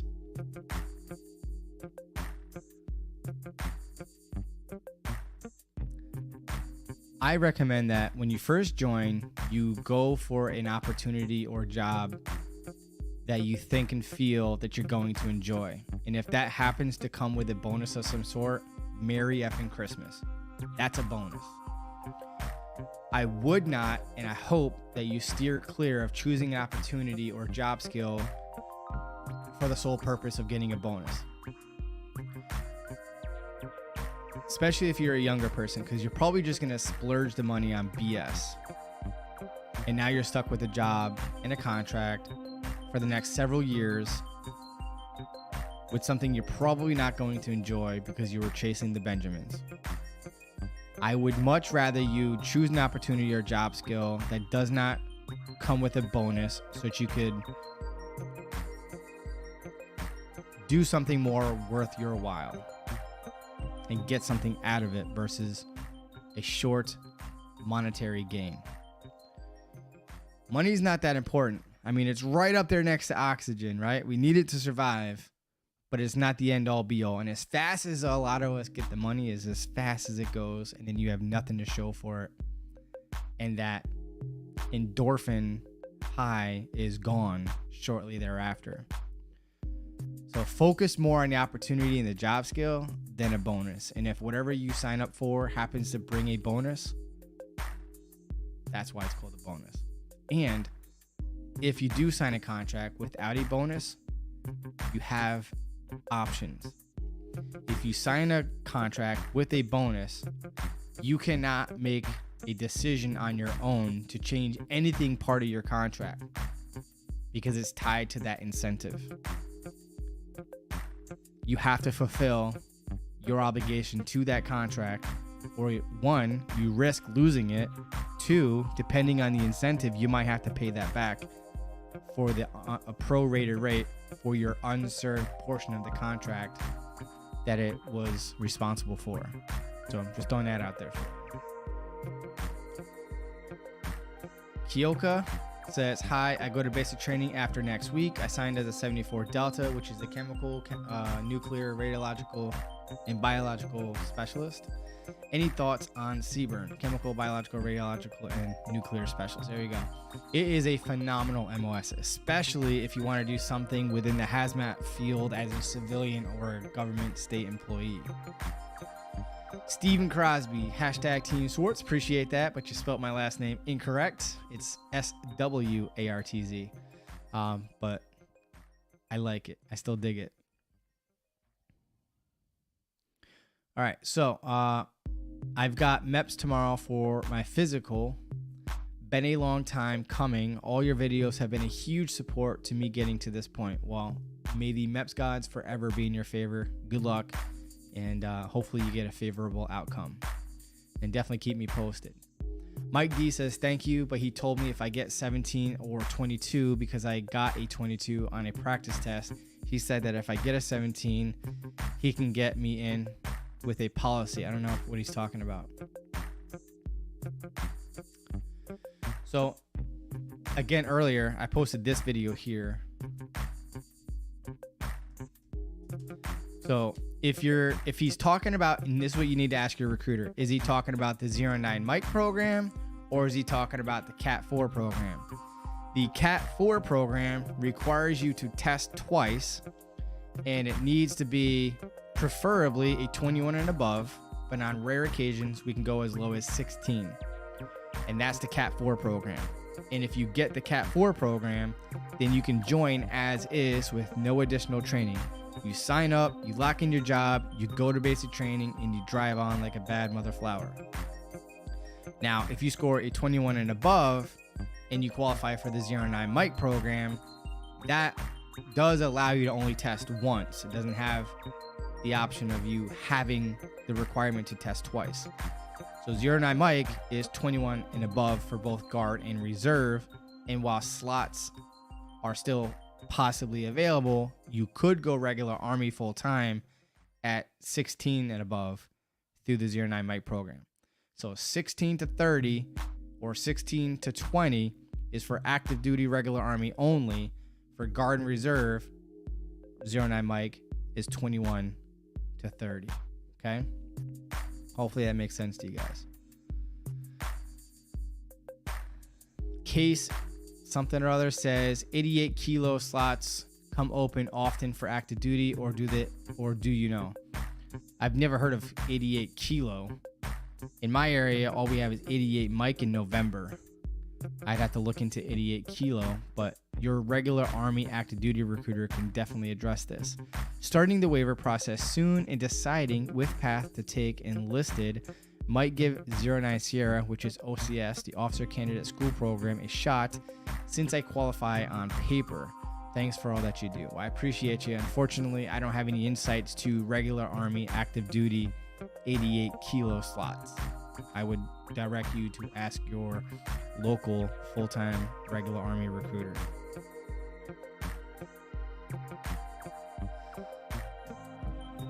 Dade County says, can I get in with a mental health waiver? Yes, if you follow these tips within this video. It's also linked down below. Gregory Allen says, recently passed MEPS at 40 years old. I wanted to do 25 Bravo. Okay.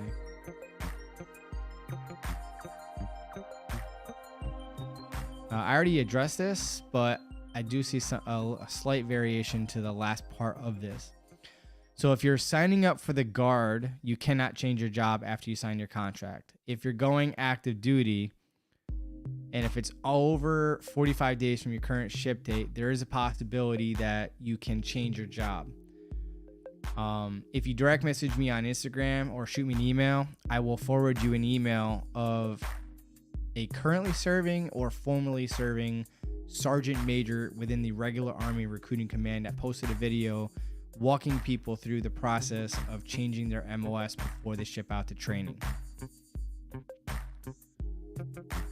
And if you did sign for a bonus, you can certainly 1000% understand that you're going to lose that bonus, and whatever new job you get, because you are changing your contract, you're not going to be eligible for a bonus.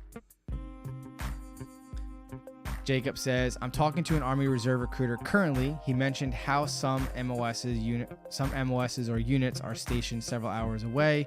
Is there a map to where Reserve MOS units are stationed? None that I am aware of. Maybe if you can Google something, maybe if you can Google that question, you might be able to find something. But to my knowledge, no, there's nothing like that I'm aware of. Okay? But good question. Hello, Eric. Jaden says, hello, gents. Jaden also says, at my duty station, just need to finish the in-processing stuff. Outstanding. Congratulations. Good luck in the next chapter of your Army career. Jeffrey Young says, you and my great recruiter are the reason why I was able to join after 3 medical waivers and over a year in the recruitment process. That's what I'm talking about. Don't thank me. The hard work was all you and your recruiter, but I'm just happy to know that I had a small role in your in your success. So congratulations and good luck in training. Eric says, I have a question. On prior service, can I prior service, can I go through the 09 Mike program? Unfortunately, Eric, your prior service is closed to this option. So prior service cannot participate or apply for the 09 Mike program. So I apologize.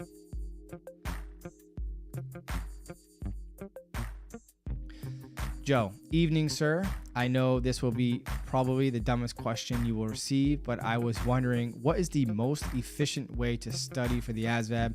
I've been trying to study for weeks with no help. In fact, that is not a stupid question. That is a very good and valid question. And I have some resources for you. One, I have a video that I did.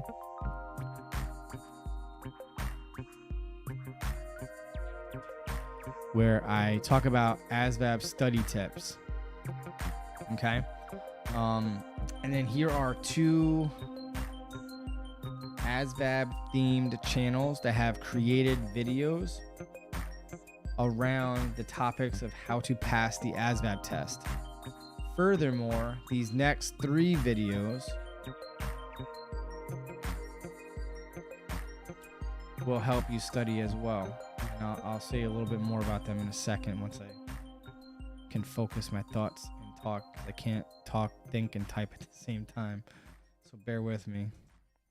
All right, so these last 3 links that I posted, the math YouTube quiz and the arithmetic, the 2 videos right after that. All right, so follow the tips where I said pause the video for each math question. So basically it's a video of this guy, I forgot the name of his channel, but he does a quiz, and what I want you to do is to pause the video, try to figure out the math problem. If you get the math problem correct, drive on. If you get it wrong, he's got linked videos in the description that will help deep dive on the how-to for that type of a math problem, thus educating you and teaching you how to do that particular topic. All right, very effective. And the other 2 YouTube channels, like I said, Grammar Hero and Gaminal Tutors, are both very, very effective. These are just tools to help you study, but it boils down to your consistency and quality of studying. So put your head down, focus for an hour or so, once or twice a day, every single day, and that will do far better than doing a 3-hour stint today, waiting a week or a few days, and then doing another few hours. You got to do a little bit every day, at least an hour, and maybe break it up to an hour in the morning, an hour in the evening. But definitely check out those resources. And if you want to know a strategy in how to take the ASVAB test, I also did another video that breaks down the ASVAB test and what's it based on, along with tactics to taking the test and other online resources that you can check out to assist you in your endeavor in studying. All right, so good luck to you, and may the MEPS gods forever be in your favor. And yeah, but good question. Love from Maryland coming from Air. Appreciate you. Thank you so much.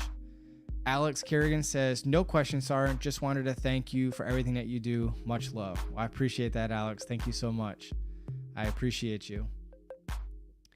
Esteban Rio says, do you know anything about 30-year dedicated guard retirement in the Florida Army National Guard? Never heard of that. But if you got like an article or something you want to send to me, I can verify it with my Florida counterparts who could explain that to me in more detail, and I can constructively respond to that.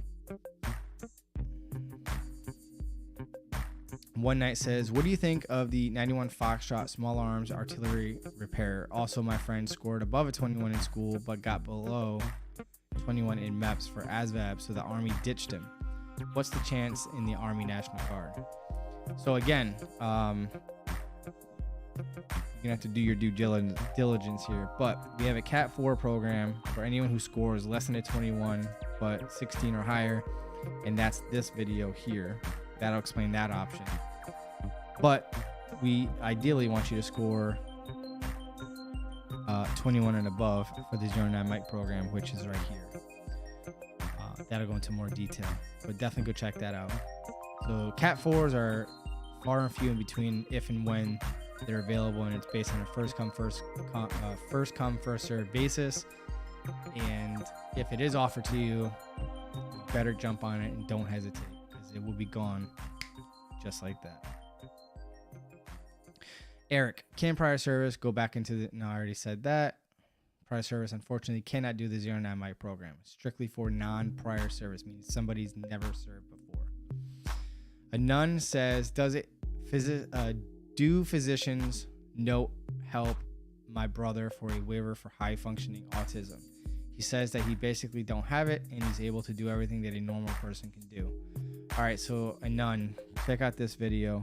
But in addition to this video, because I don't specifically address autism, but if he is considered a high functioning autistic person, you're gonna need the high school, and if they've been through college or in college, you're gonna need official transcripts from the high school, college, a copy of their IEP and 504 plan, and it needs to state what the accommodations are. If it was something minor, like a little bit extra time on the test if needed, a quiet place, or if it was more substantial, like a small group session or more of a one-on-one block of instruction, which will significantly count against you.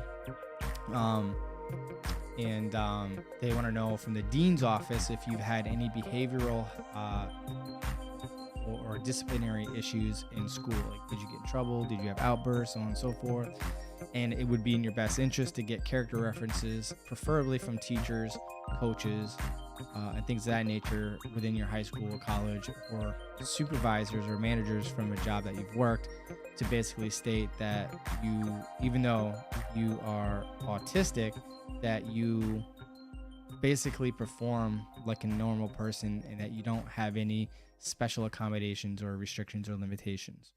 And as long as you can legitimately pass the ASVAB test with no assistance, and you pass it like anybody else, and you could pass the MEPS medical exam, then with all these things, to include what I expressed in the video, in obtaining an all clear letter with an updated evaluation from an autism specialist, then you are in a good position to apply for a medical waiver. And on rare occasions, in certain situations, for a highly functioning autistic person that has good high school transcript and meet all the other criteria, in the best case scenario is that they've are in college or have completed college without leveraging the IEP or the 504 plan, and they did it like a normal person and they had really good grades, that will go far. Right? And it have like some sort of work experience as well. Definitely goes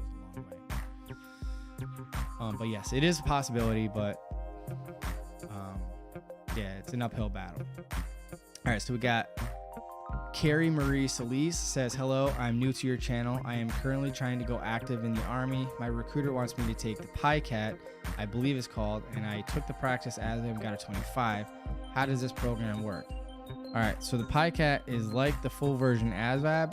It's just not proctored by a DoD civilian or a military representative, and there's no time limit other than you completing it within 48 hours, which conversely, on the ASVAB, you only get 3 hours to take the test, and it is overseen or proctored by a DoD civilian or military member. So definitely go check out that video about the PICAT for the best results and the know-how. All right. But I don't know if you're still here, but hopefully you see this comment. And good luck to you on the PICAT. And it is a very good glorified practice test. So in the event you don't score a 21 or better, it's okay. At least now you know what the real test is going to be like. And it doesn't take away from the 4 possible opportunities that you can complete the ASVAB test within a 24-month period. All right, so if you don't know what the ASVAB test is about, I'm going to put that here with some insights and tips on how to pass the test as well. So you can definitely go check that out.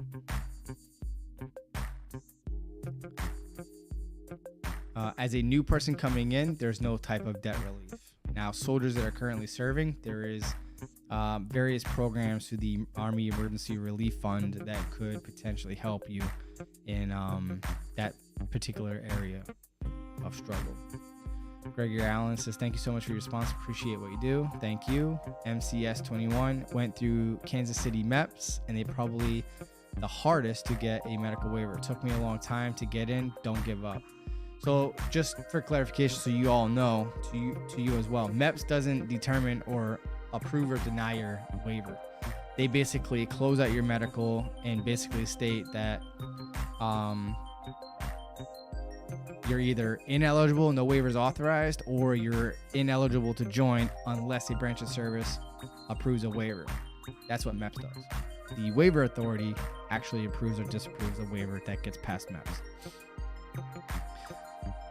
Shred says, I got a major stress fracture just below my ankle in between the leg bone and foot. Got sent home on a general. Okay, got it. I'm not seeing the rest of your message though. Claim to see them directly. Yeah, for some reason it got cut off and I'm not seeing anything else. So check out this medical waiver video. You've probably seen it already, but go check that out and that'll help you. J-Doc with the hey, appreciate you. Thank you so much. Dev says 09 Sierra or OCS. Currently in OCS, how would I go about getting hometown recruiting as active duty, and is that even possible? Talk to your local leadership there at OCS and see if that's something that they can help you with, because that's normally offered and locked in at time of enlistment. Frank LaChapelle, what's up, man? Long time no see. Glad you got to tune in. Appreciate you, buddy. Probably not here, but thank you so much. Oh, here we go. Honorable discharge because I did complete my full training. Got sent home instead of a duty station. Gotcha. Well, you're going to need a medical waiver for sure. And an administrative waiver for the separation. Empire says, just made it through the Coast Guard boot camp, going in as a ET, whatever that means. Thanks for the help at MEPS. Oh, you're very welcome. Congratulations and good luck in the next chapter of your Coast Guard career. Joe says, do you need to maintain a physical requirement and high and weight standards while in IRR after UT? No, you do not. You can live your life to your fullest potential and you're good to go. You're not held to a standard. Ego says, can I get a waiver for high function? I already talked about that.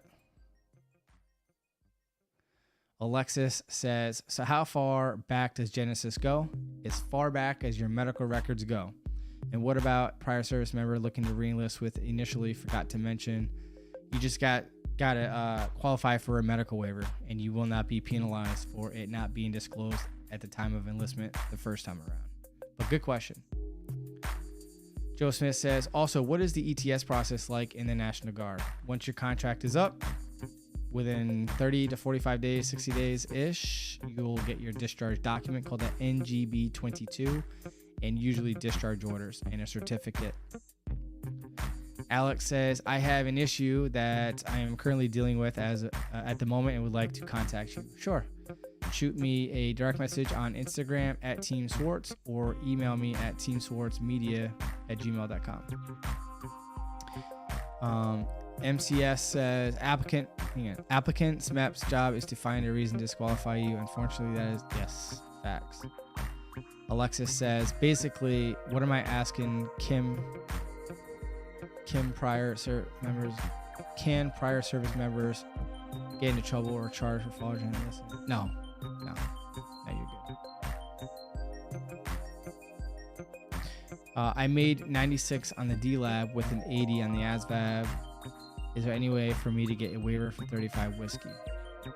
No, you got to meet the requirements. That is one of the MOSs that you can't get a line score for, and you got to qualify for either a secret or top secret clearance. Whatever the requirements are, there are no waivers for that MOS. Like, you got to qualify for it or whatnot. Okay.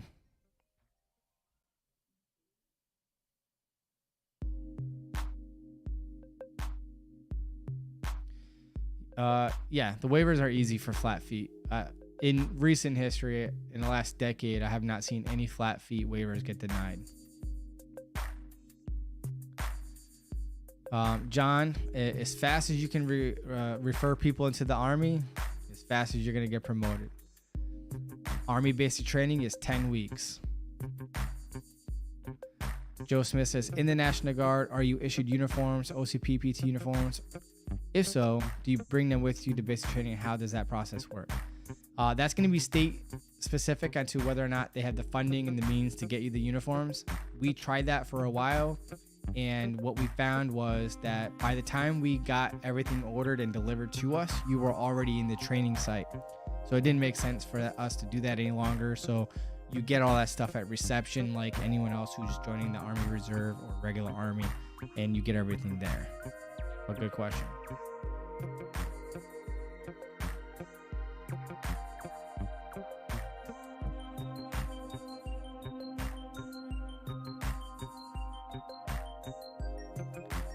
Hey Sergeant, currently in AIT, I'm scared of failing. Any tips? Yes. Pay attention in class, write down notes, review the notes and the parts of the regulations and the regulations that you covered for the day, and stay off your phone. Like, give yourself 30 to 60 minutes maybe tops on the phone in the evenings, and go to bed when lights out at the latest, if not sooner. And then on the weekends, make sure you study for an hour or two a day, reviewing your notes. And trust me, the fact that you care tells me that you're going to be just fine.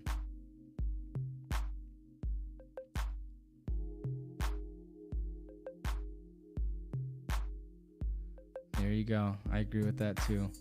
Robert, completed basic over a year ago, and I'm still watching. Well, I appreciate you, Robert. Thank you so much for tuning in. This person says, I went through MEPS and was left open for blood pressure. I had a minor stroke, but the recruiter tells me I only need to clear the blood pressure issue. I need to get a waiver for the stroke. More than likely, you're going to need a waiver for the stroke, and you might need a waiver for your blood pressure too. So you need to follow the protocol because it changes from time to time. But whatever they tell you for 2 or 3 days, 2 to 3 times a day, blood pressure readings, that's an easy waiver to get as long as you have good results.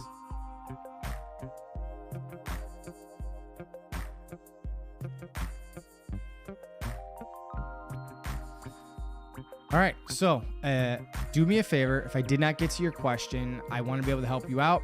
My time is up. Been here for over 2 hours. Do me a huge favor. Direct message me on Instagram at TEAM SWARTZ or shoot me an email at TEAM SWARTZ Media right here. All right. So with that being said, thank you so much for tuning in. I appreciate y'all, especially for the ones that gave me the super chats. That means a lot to me. I invested back into the channel, and you got any questions, comment them below in the comment section. Not the chat box, but in the comments, or direct message me or email me. Appreciate y'all. Stay blessed, be good. Team Swartz signing out. Whoa, hold up. Wait a minute. Before you go, I have a members only stat in my YouTube channel, link below in a pinned comment beneath this screen video. This is where I post my behind the scenes videos, community posts, and conduct private live streams throughout the month, where it's more about a one-on-one kind of feel Q&A session, with more to come in the near future. These will not be public and just for you and me, because I am all yours. Or you could just join to support me in my efforts to conduct these live streams and videos to help you and thousands of others. I appreciate you. I thank you so much for tuning in. And if I didn't get to your comment tonight, do me a favor, direct message me your comment or concern to at Team Swartz on Instagram, or shoot me an email to teamswartzmedia@gmail.com, with my Instagram being the preferred and more effective method. So stay blessed. See you in the next one. Team Swartz signing out. Like 10 man with no found with them boom. Heart in me, I get hectic. Boom. I survive through the wreckage.